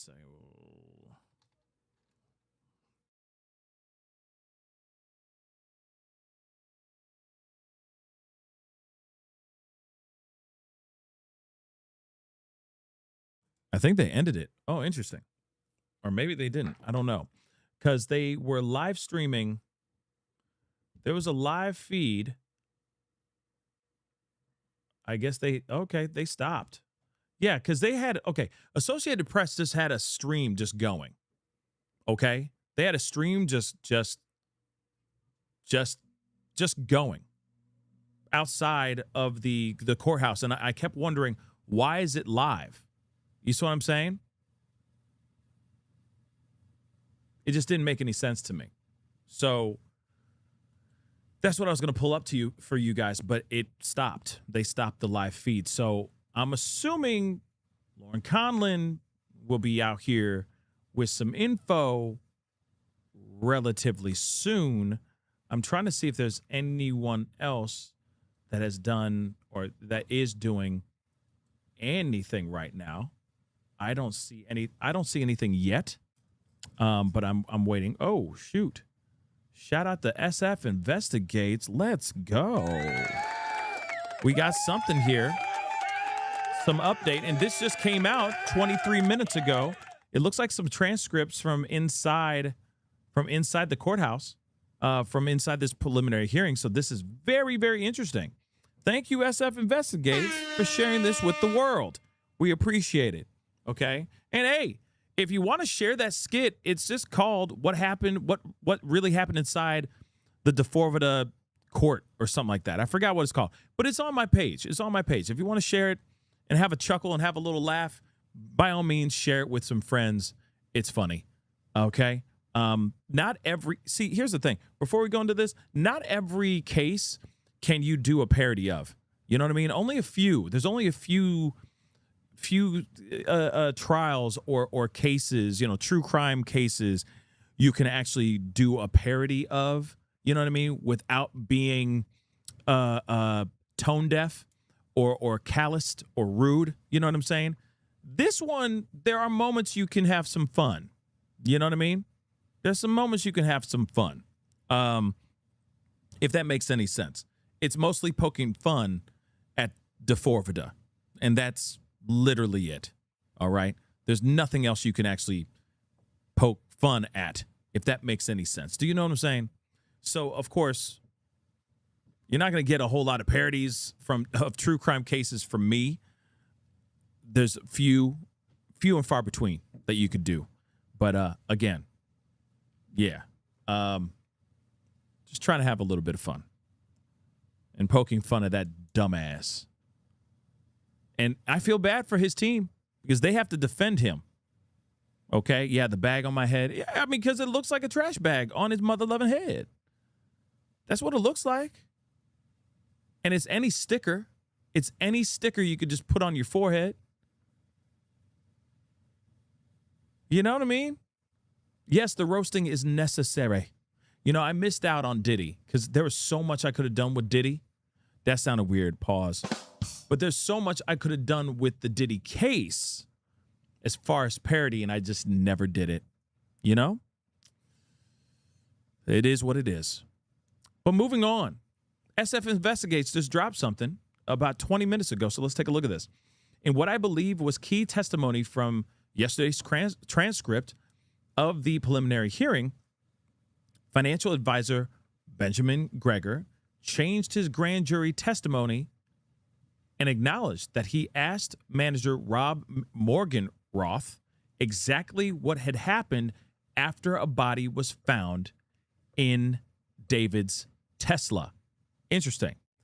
Gregor's answer was not entirely clear, and for some reason, Beth Silverman did not attempt to clarify, which kind of frustrates me. It's kind of like the same thing with the Nolan Wells case. Friends are sitting there going, I can't answer that. I can't answer that question on whether or not it's about race. And it's like, bro, TMZ, can you expand? Can you ask him to expand on that a little bit? Do you mind ruminating on that idea really quick? Why are you pausing, bro? Why are you pausing, right? Same thing with this. Beth Silverman could have asked more, apparently, right? However, he testified, he did tell me yes. Okay. Shortly after that conversation, Gregor began coordinating with D4VD's parents, or mom, to raise $2 million for bail in anticipation of his arrest. Raise $2 million for bail in anticipation for his arrest. So they began setting things up after Celeste's body was found. Interesting. Based on that testimony and the perceived need for bail money, I believe it is reasonable to infer that Morgan Roth knew Celeste was unalived and David would be the actual suspect. Let's take a gander, shall we? So, okay, let's see. That you didn't ask any questions because you didn't want to know. I recall portions of that. Yeah. Is that true, or is your testimony today true? I'd say my testimony today is true. Okay. So when you said at the grand jury that you didn't ask Rob any questions because you didn't want to know, that would not be correct. I'd say that's not correct. Yeah. Okay. What questions did you ask Rob about the details? I asked Rob plainly what had happened. And what did he tell you? He did tell me yes. Okay. How many times would you say you've spoken to Rob since he returned from that tour and the rest of the tour was canceled, right? Regularly. How many times would you say you've spoken to Rob since, I'm assuming, since Celeste's body was found? So the answer is regularly. How many times approximately? Well, from September to the end of approximately September, I guess from the beginning of September to approximately the end of September, probably a handful of times, approximately 2 or 3 times out of the month. And I'd say pretty regularly, at least once a week now.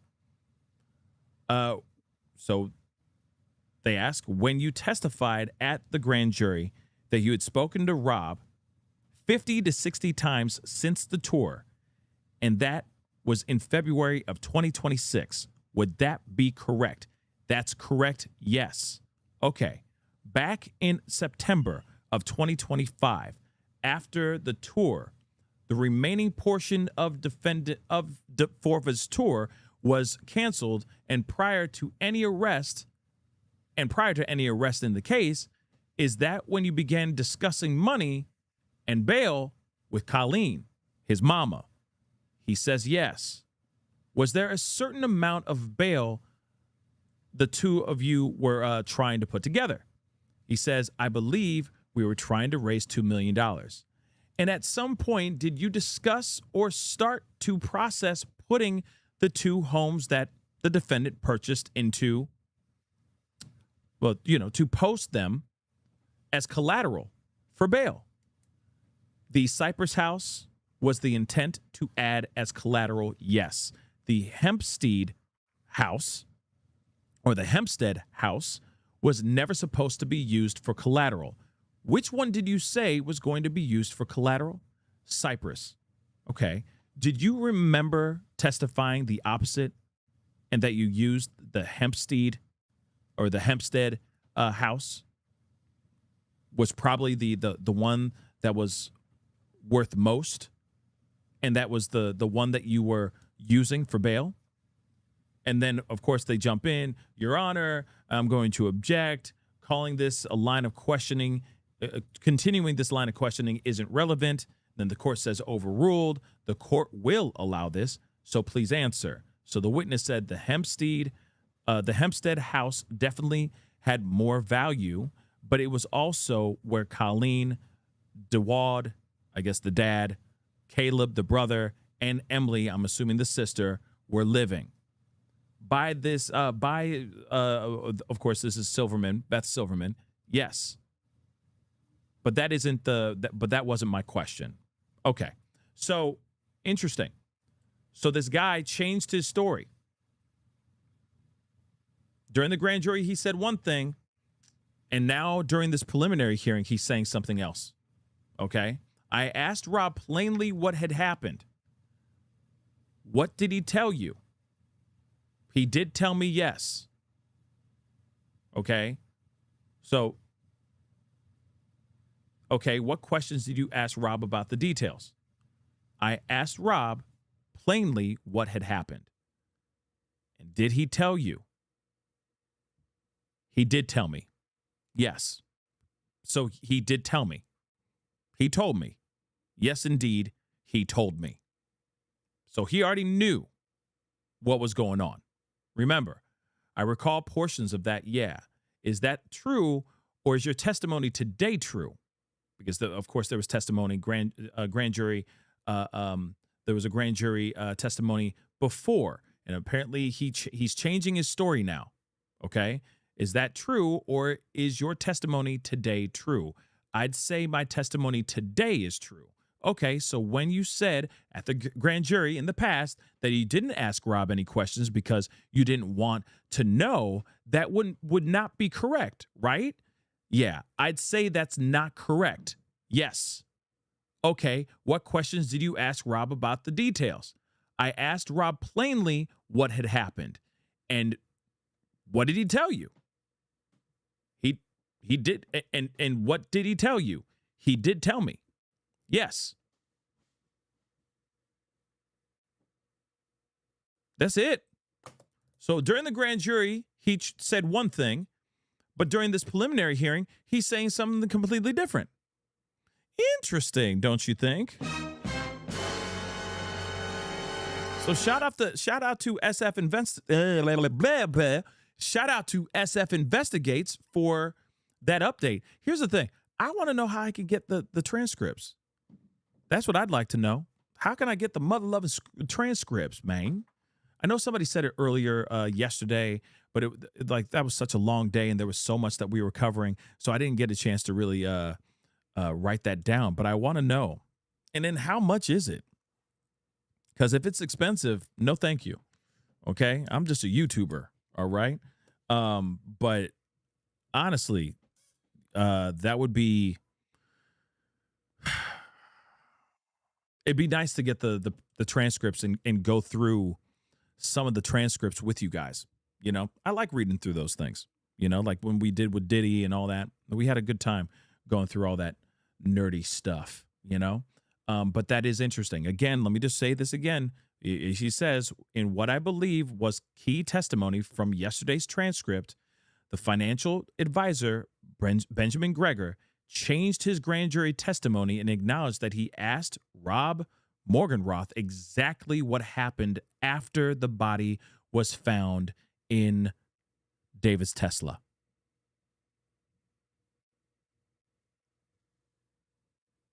Why would he change the story?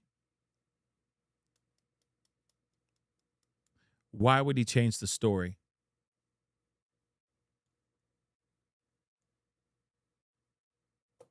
I got questiones, just like all y'all do too. I already know. Y'all got questions. I got questions too. Because some ain't mathing right. Math ain't mathing. But let's see if Lauren Conlon put something up yet. Okay. Yeah, I'm looking for that nerdy plug. You feel me? All right. I'm looking for that nerdy plug, baby. I'm looking for that nerdy-ish plug. All right.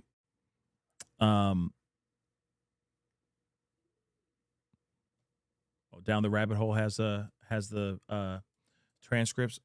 I might have to reach out to her. But yeah.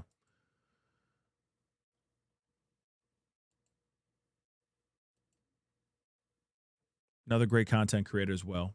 Shout out to Down the Rabbit Hole. And of course, Grizzly True Crime. Okay, Gizla. Shout out to Gizla. She don't play either. Okay, she's a beast as well. And you guys already know that. I mean, if you've been watching the show, you know. You already know. Okay. Let me see if Brian Enton.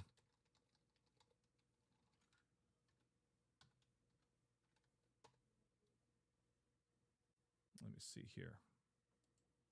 Just seeing if he did a short. Looks like he did. Let's take a look. Everything going on inside the David hearing. Today is day 2. It's Wednesday here in Los Angeles. No cameras allowed inside, no live streaming, so this is really the only way to get you guys information. We're allowed to come out and read our notes during break. Money was a big deal again today. We already talked about this one. We already saw this one. Hey guys, want to give you an update for everybody. Yeah, this. Hey guys, want to give you an update with every. Yes, that's old. We already watched it. Sorry, guys. We already watched it.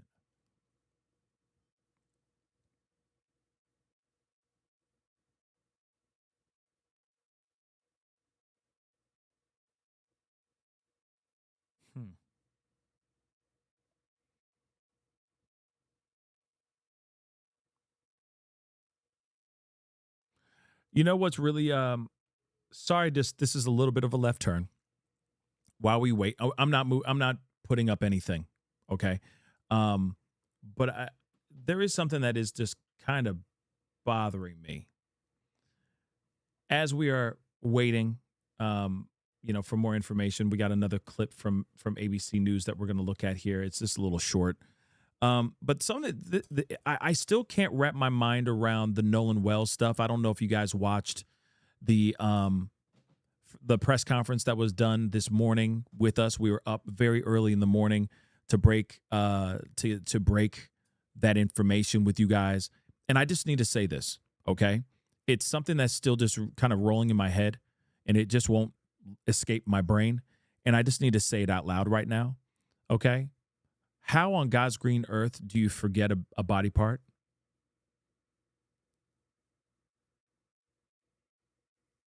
Real quick. Don't worry, we're still on the D4VD stuff. But I'm just saying, like, rap with me for a second. Do you mind just taking 2 seconds?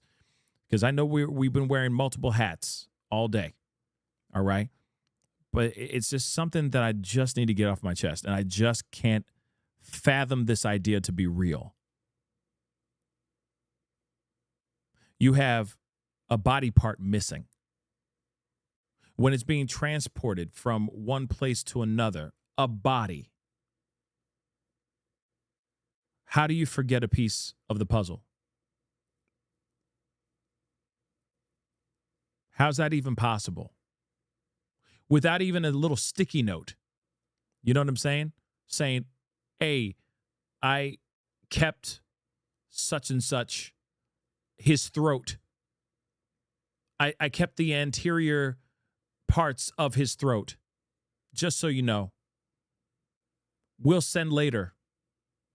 Or we'll send you my findings so you can add it to your autopsy report or whatever, which still wouldn't be okay. He needs to run it himself and everything, right? But why wouldn't you go and send that out? So again, like I said, I still, like, as we're doing this D4VD stuff, that is the thing that just keeps lingering in the back of my mind. I'm like, how is that even bloody possible? How do you miss a body part? It's a body. This ain't a toy. This ain't a little Lego piece where you're like, oh no, that was the most essential part to connect everything together. No, it's a body part. It's a body. How do you mess that up? How do you mess that up? Seriously.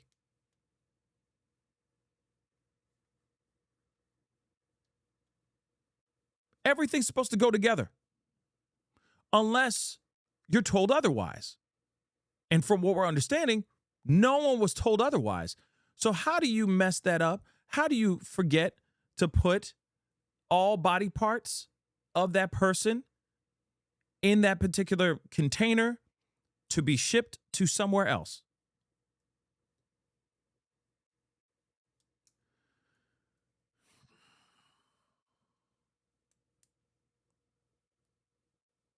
Like, is that a clerical error? Is that a clerical error? Or was that maliciously done? Sorry, I just needed to get that off my chest. I've been thinking about it over the past few hours, and I can't fathom the idea that actually happened.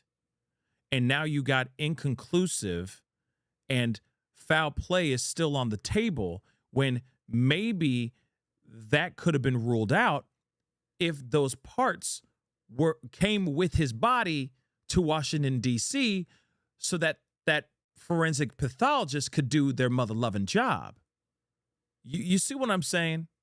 Like they did not give the essential ingredients for a successful turnout.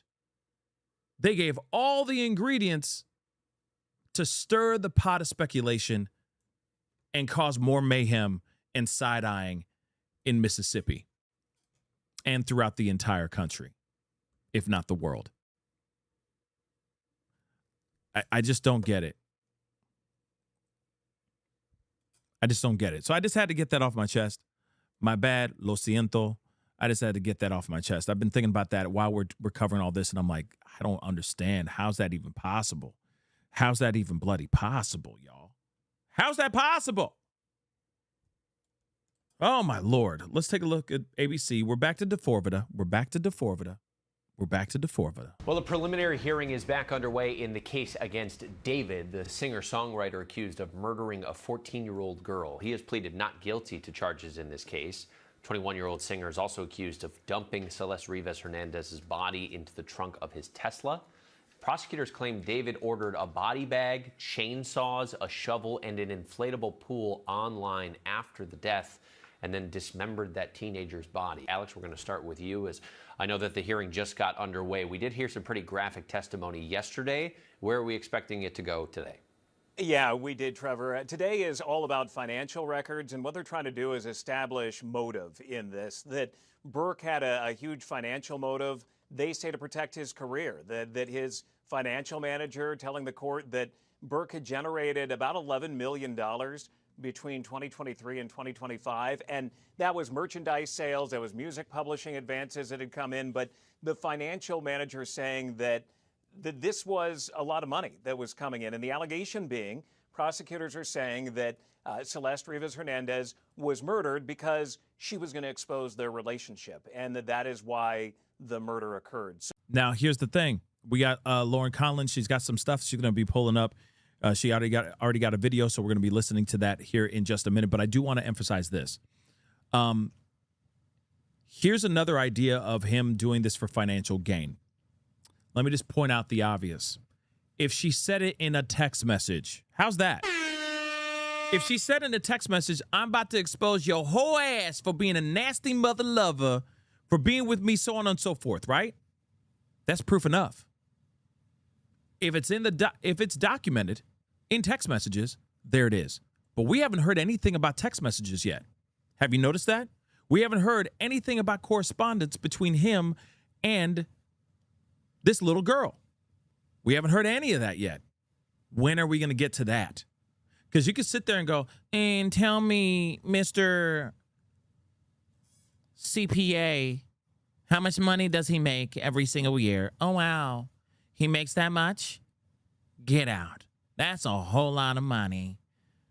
Would that be a reason, grounds for financial gain, taking her life in fear of losing all that money? Sure. That's grounds. But what about the text messages and correspondence that he had with her? Did she say verbatim, I am going to expose your whole ass and your life is about to be ruined because you ruined my life? Did she send those things in text messages or no? Let's get to that too.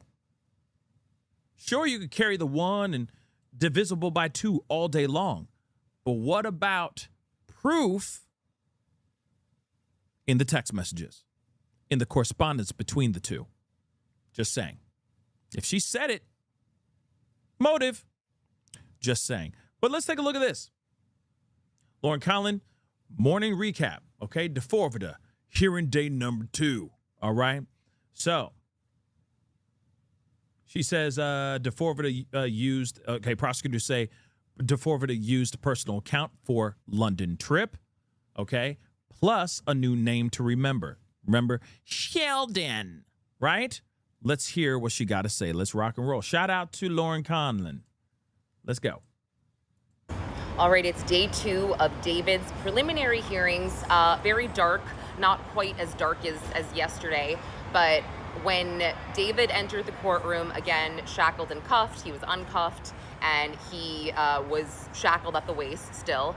His lawyer, Blair Burke, she did the thing where she kind of rubs his back and whispered to him, and it really does give me vibes of like Leslie Abramson with the Menendez brothers.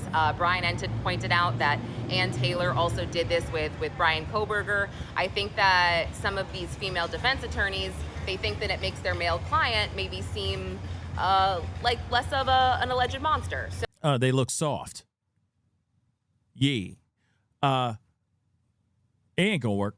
Sorry, it ain't gonna work. So I did notice that. And David, once again, very casual, very unfazed, sitting back in his chair, you know, watching the screen, watching the witnesses, no type of emotion whatsoever. So Marilyn Bednarski, one of his defense attorneys, continued her cross-examination of former Mogul Vision finance director Benjamin Gregor, who again was testifying that nearly all of David's finances were handled by his mother. I think the defense was really trying to hone in here that although the People is claiming that these crimes or these alleged crimes were financially motivated, truthfully, he didn't know how much money he had. Gregor said that, sorry if you can hear me, Gregor said again, you know, David didn't really have much involvement. He never asked him how much money he was making or what was coming in. And Marilyn Bednarski tried to ask him about a charity or a trust that was used for giving to charity. She kept bringing this up. There were objections to this, just to, you know, like, why are we even talking about this? What's the relevance here? And the judge sustained the objections because she's like, yeah, this is a probable cause hearing. And I was like, I see what they're doing, but, you know, there's no jury here, so stop trying to say he gives to charity. This was interesting. There is a new name to watch for, a bodyguard named Sheldon. Sheldon Jaculus, I think I heard, but it was tough. Even Gregor, the witness, couldn't quite tell us his last name. So he was identified, Sheldon, as Burke's live-in security guard, and Gregor testified that he lived at David's home for about 6 months, but Gregor said that he never discussed what happened inside the home with David ever. And also this was during the redirect examination with Beth Silverman. So she also pointed out during this redirect that, you know, well, you say David didn't have any say in his finances, but, you know, he signed this contract himself, or he signed the contract for this home that he bought, so he kind of knew something about how much money he had. And Gregor said, yeah, okay, you know, I got it. He also Gregor acknowledged that David did have an account or a credit card or two, or both, outside of what he managed for Mogul Vision. So let's see, Gregor did point out that at one point he was asked about the trips, the trip to London, the trip to Texas, you know, did David purchase this through anything you saw under the Mogul Vision accounts? And he said no. And Beth Silverman kind of insinuated, okay, right, so he purchased this through his own account, which he managed. And Gregor was like, yeah, probably. Then it came up, Silverman asked if Gregor ever discussed Celeste going to London with Colleen Burke or Josh Marshall, and he said no, but then he did end up admitting that he discussed Celeste traveling to London with Robert Morgenroth, in which he said he just kind of asked him if it was true. Like, is it true she traveled to London with David? And I'm paraphrasing here. And again, yes, Gregor said he later learned the airline tickets were bought through one of Burke's personal accounts, nothing that he manages. So then Silverman goes back to this bodyguard, Sheldon, towards the end of her redirect, and she's like, so, and it was very forceful. She was like, did you ever discuss David and Celeste having fake IDs or drugs and alcohol or partying or Sheldon driving them to parties? And it was like, whoa. There were some objections, and Gregor was like, nope, no. So I'm thinking that the line of questioning around this Sheldon character was very significant. So we should probably remember this name. Where is Sheldon then? is Sheldon, I'm assuming Sheldon would be brought in as a key witness in some shape or form. Will we see him during this preliminary hearing? That's the question. But right now, I don't remember hearing any name Sheldon at all. So this is a new name for me too. I mean, we heard about security guards, but I haven't heard anything about a Sheldon. But I guess we'll find out as this preliminary hearing continues. And also, I want to point out the judge, Almeida, she was definitely frustrated quite a few times with both the prosecution and the defense. I would say, namely, the defense over just certain lines of questioning that she thought that were going beyond the scope, but they were still kind of being, argumentative. And there was like another point where Beth Silverman, she said something to Beth Silverman, the judge, and Beth Silverman's like, actually, I was going for impeachment. I was like, So yeah, it got a little hostile for a minute. And then the next witness, this was kind of long and drawn out, very much about David's financials. Louis Pomeroy, excuse my pronunciation. He was the VP of Finance at Interscope, worked there for about 3 years. He really just went through the money that David amassed from 2022 to 2025. I put some of this on Twitter, some of these numbers, and what he also highlighted through Beth Silverman was something called a Coogan account, which is basically, through California law, 15% of these earnings, if you are a minor, has to go to this Coogan account, which, your parents or your, whatever, I'm blanking on the word. Basically, this money goes to a minor, and your parents or your guardians cannot access this. And so they were kind of hinting that, okay, in 2022, David made $950K, so 15% went to the Coogan account. And I think it's gross. I think in my tweet, the numbers may be off because it's gross income or gross earnings. And then in 2023, he made $3.869 million. So yeah, I did the math out. And again, it could be slightly off. A significant hike in money. Over a year, he really made quite the name for himself. He found some serious success. But that's $142K around going into the Coogan account in 2022. And in 2023, that's about $580,000 going into that account. So, again, I'm waiting for the exhibits to be ready. And hopefully I can sort of give you the exact numbers. I did the best I could for my story on lamag.com, although I said some of those numbers are subject to change. I forgot my glasses. I could not see the screen very well, but I do think they are largely accurate. But again, I will be making changes once I get those exhibits if necessary.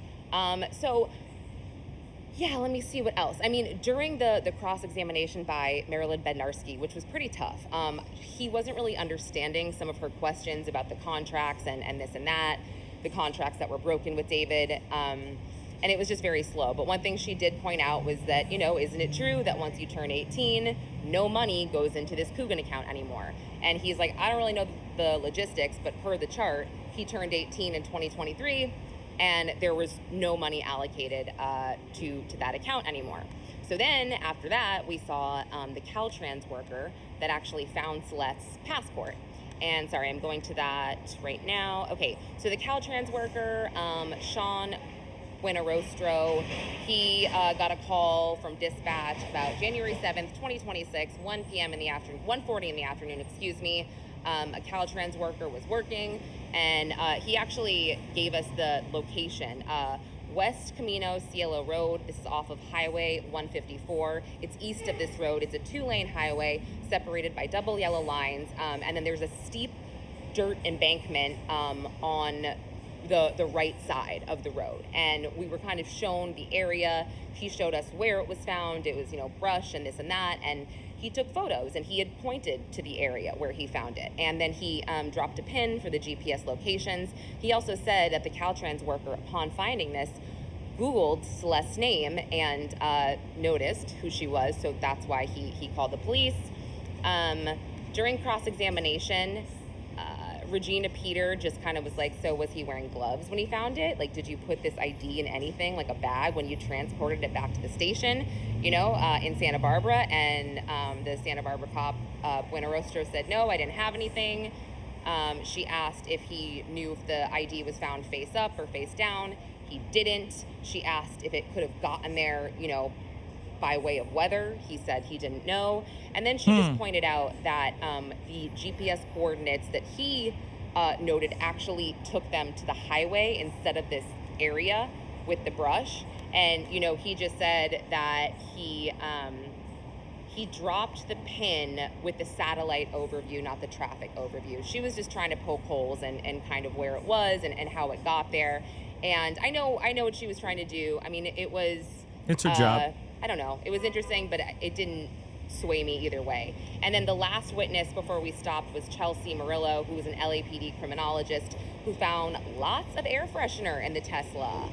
Lots and lots of air freshener. One of them said love is in the air, but I will have more later. Crazy. Lots of air fresheners. That's kind of gross. That's kind of messed up. Lots of air fresheners. Sheldon obviously is a big conversation here. And then finances. And the fact that Gregor knew about what happened to Celeste, but he didn't tell the truth during a grand jury testimony, but then is admitting to the truth now. So, yeah, this is just one big cluster F, if you ask me. Yeah, it's really messed up about the air fresheners and air fresheners saying love is in the air. He said that they found a lot of air fresheners in the car because he eventually, he had to have driven that car for a little while. It's not like it just sat there forever. He drove that car a little while with her in it, either to move her body somewhere or something, or to try to move her body somewhere. But like I said, I mean, this guy, it's messed up what he did to this little girl. It's really messed up what he did to this little girl. Okay? Really messed up. Now, guys, unfortunately, I'm going to have to wrap up the show here in just a little bit. It's been a very big morning, so a lot going on, and I need to take a little bit of a break. And I got some things I got to take care of, too. But I'm still checking to see if there's any other updates, you know, within this. Oh, wait a second. Let's see this. Lauren Conlon, I guess she was able to put up something. Let's take a look at this. Let's look at this. Prosecutors say David used personal account for London. Okay. For London trip with Celeste, as financial records unfold on day 2. So more than 9 months after dismembered remains of, okay, well, we already know that. The dark preliminary hearing continued Tuesday. Hold on. Okay, day 2. Let's get to this during the first day. The second day of the testimony began with defense attorney Bednarski, okay, continuing her cross-examination of Gregor, former director of finance for Mogul Vision, the management company that oversaw David's career and finances. So Gregor testified that nearly all financial matters were handled through D4VD's mother, Colleen Burke, whom he said he communicated with roughly 10 times a month between 2024 and 2025. According to Gregor, Colleen, his mama, managed D4VD's accounts, transferred money, monitored balances, and paid his credit card bills. He said D4VD himself never asked how much money was coming in or how much he was expected to earn in the future. That's wild. That is some serious financial privilege, or that is just being a young kid who just doesn't give a damn, right? He's too busy having fun out in L.A., you know, doing his thing. He's not even worried about the money that's coming in. That's wild. Yeah, that's wild. So the defense appeared to be laying the groundwork to argue that Burke, D4VD, had little knowledge of his own finances, attempting to undercut any allegation that he acted with a financial motive. But he did. It's his career. His career would be over if Celeste stepped forward and outed him as the disgusting, disturbing PDF file that he is. So no matter what, he loved the clout. He loved the notoriety. He loved to perform. So no matter what, he would not be able to do any of that. No one would be going to his concerts. He wouldn't be booked anywhere. So no matter what, yes, it doesn't matter if he didn't know how much money was coming in. All he knew was that money was coming in and that he's getting the love and the accolades and the attention that he wants. So something of note and a new name that echoed in the gallery, Sheldon. Sheldon is his name, okay? Gregor testified that Sheldon was a live-in security, for the singer. Gregor said security guard Sheldon. Sheldon lived at D4VD's home for 6 months, though he testified he never discussed what occurred inside the residence with Sheldon present. So the defense also questioned Gregor about encrypted messaging services used by Colleen Burke. That's weird. That's weird. Why would Mama be doing encrypted messages? Why would she need to be doing encrypted messages? Why the Mama? The fuck? Moving on, which was discussed at length Tuesday during direct examination. Gregor said she became concerned about the security of her communications after personal information was leaked to social media. Interesting. Okay. Interesting. Or that could just be a front. But moving on. Bednarski later attempted to question Gregor about D4VD's charitable giving and trust known as the Thorn Rose Trust. But prosecutors reportedly objected on relevance grounds, and the judge sustained the objections, explaining the line of questioning was not relevant to determining probable cause. It was clear the defense was attempting to show D4VD gave to charity, but without a jury present, the point did seem to be moot. So, moving on.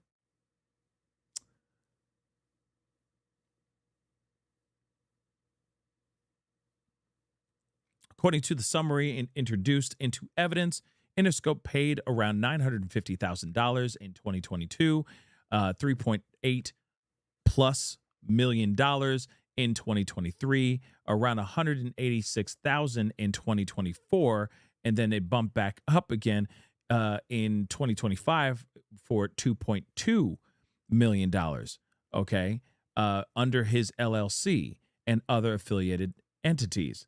The 2022 and 2023 payments also included deposits into his Coogan Trust, which we already talked about before. When prosecutor Beth Silverman asked whether those funds were reserved exclusively for D4VD, Poimiru replied, "That's my understanding." Prosecutors continued to push that D4VD did access his own finances. I mean, I'm sure had access to all of his money. I guarantee you he did. There's no way he just sat there and goes, "Okay, mommy, can you send me a check from my own account? I need some money so I can go do this, that, and the third." What? That doesn't make any earthly sense. The record also showed Interscope guaranteed Burke, D4VD, $3.3 million for his first album, with roughly $200,000 allocated toward legal fees and $1.5 million for his second album, with half of the recording commitment paid up front. So Poimiru, further testified that D4VD earned an additional sum of $485,000 roughly, okay, through brand partnerships with companies including AMC, Hollister, Crocs, and Bose, with another $653,000 was paid for tour support, marketing, and media-related expenses. Some financial figures are subject to revision, as the court exhibits have not yet been made publicly available. The accounts above are based on real-time notes taken by reporters inside the courtroom. Okay, so during the cross-examination, Bednarski focused on D4VD's Coogan Trust, questioning Poimiru about who solely controlled the account and what happened once Burke turned 18. So she asked whether D4VD had exclusive control over the trust funds and whether anyone in his family could have accessed the money. But Poimiru testified he could not answer those questions. So Bednarski noted that D4VD turned 18 in 2023 and acknowledged the payment summary introduced into evidence did not show any Coogan Trust payments of 2023. Bednarski attempted to go over D4VD's prior contract with Interscope as well. However, Poimiru seemed to have trouble understanding the line of questioning, which seemed to slow the proceedings. Prosecution called next California Highway Patrol Officer Buen Rostro, who testified that on January 7th, 2026, he responded to a report from a Caltrans worker who had discovered a passport card belonging to Celeste Rivas Hernandez along Highway 154, east of West Camino Cielo Road, in Santa Barbara County. So, Buen Rostro said the area consisted of a dirt shoulder with tall grass and a steep embankment overlooking several sharp drop-offs. According to his testimony, the Caltrans employee told him he found the passport card while walking the shoulder during a traffic control assignment after some recent rain. The worker said he searched Celeste's name online, realized who she was, and contacted police. So this officer also testified that after confirming Celeste was listed as a missing person, he photographed the scene, documented the location with GPS coordinates using Google Maps, and notified the LAPD. Exhibits shown in court included photographs of the highway shoulder, the brush where the passport was found, and the passport card itself. The passport of Celeste Rivas Hernandez was shown in court, where she appeared to look very young. Throughout the testimony, Burke remained focused on the courtroom monitor, D4VD, appearing expressionless as images of Celeste's passport were displayed. So this officer also said the CHP and LAPD later searched the surrounding area and found no additional evidence. On cross-examination, defense attorney Regina Peter focused on how the passport was recovered and whether investigators could determine how long it had been there for.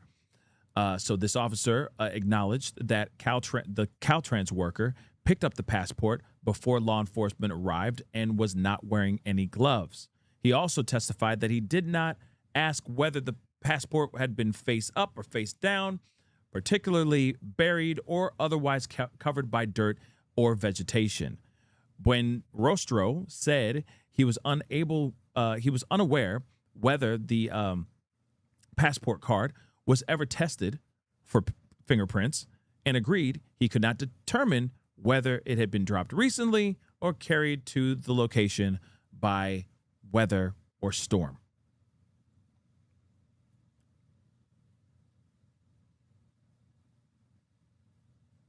So, Peter also questioned why Buen Rostro photographed it himself, only pointing toward the area where the passport had been found instead of taking a photograph of the exact location itself. A Google Maps exhibit introduced by the defense appeared to place the GPS pin on the highway rather than on the dirt shoulder. Buen Rostro said that he placed the marker using the satellite map view and still claimed that the coordinates he documented were accurate to the best of his ability.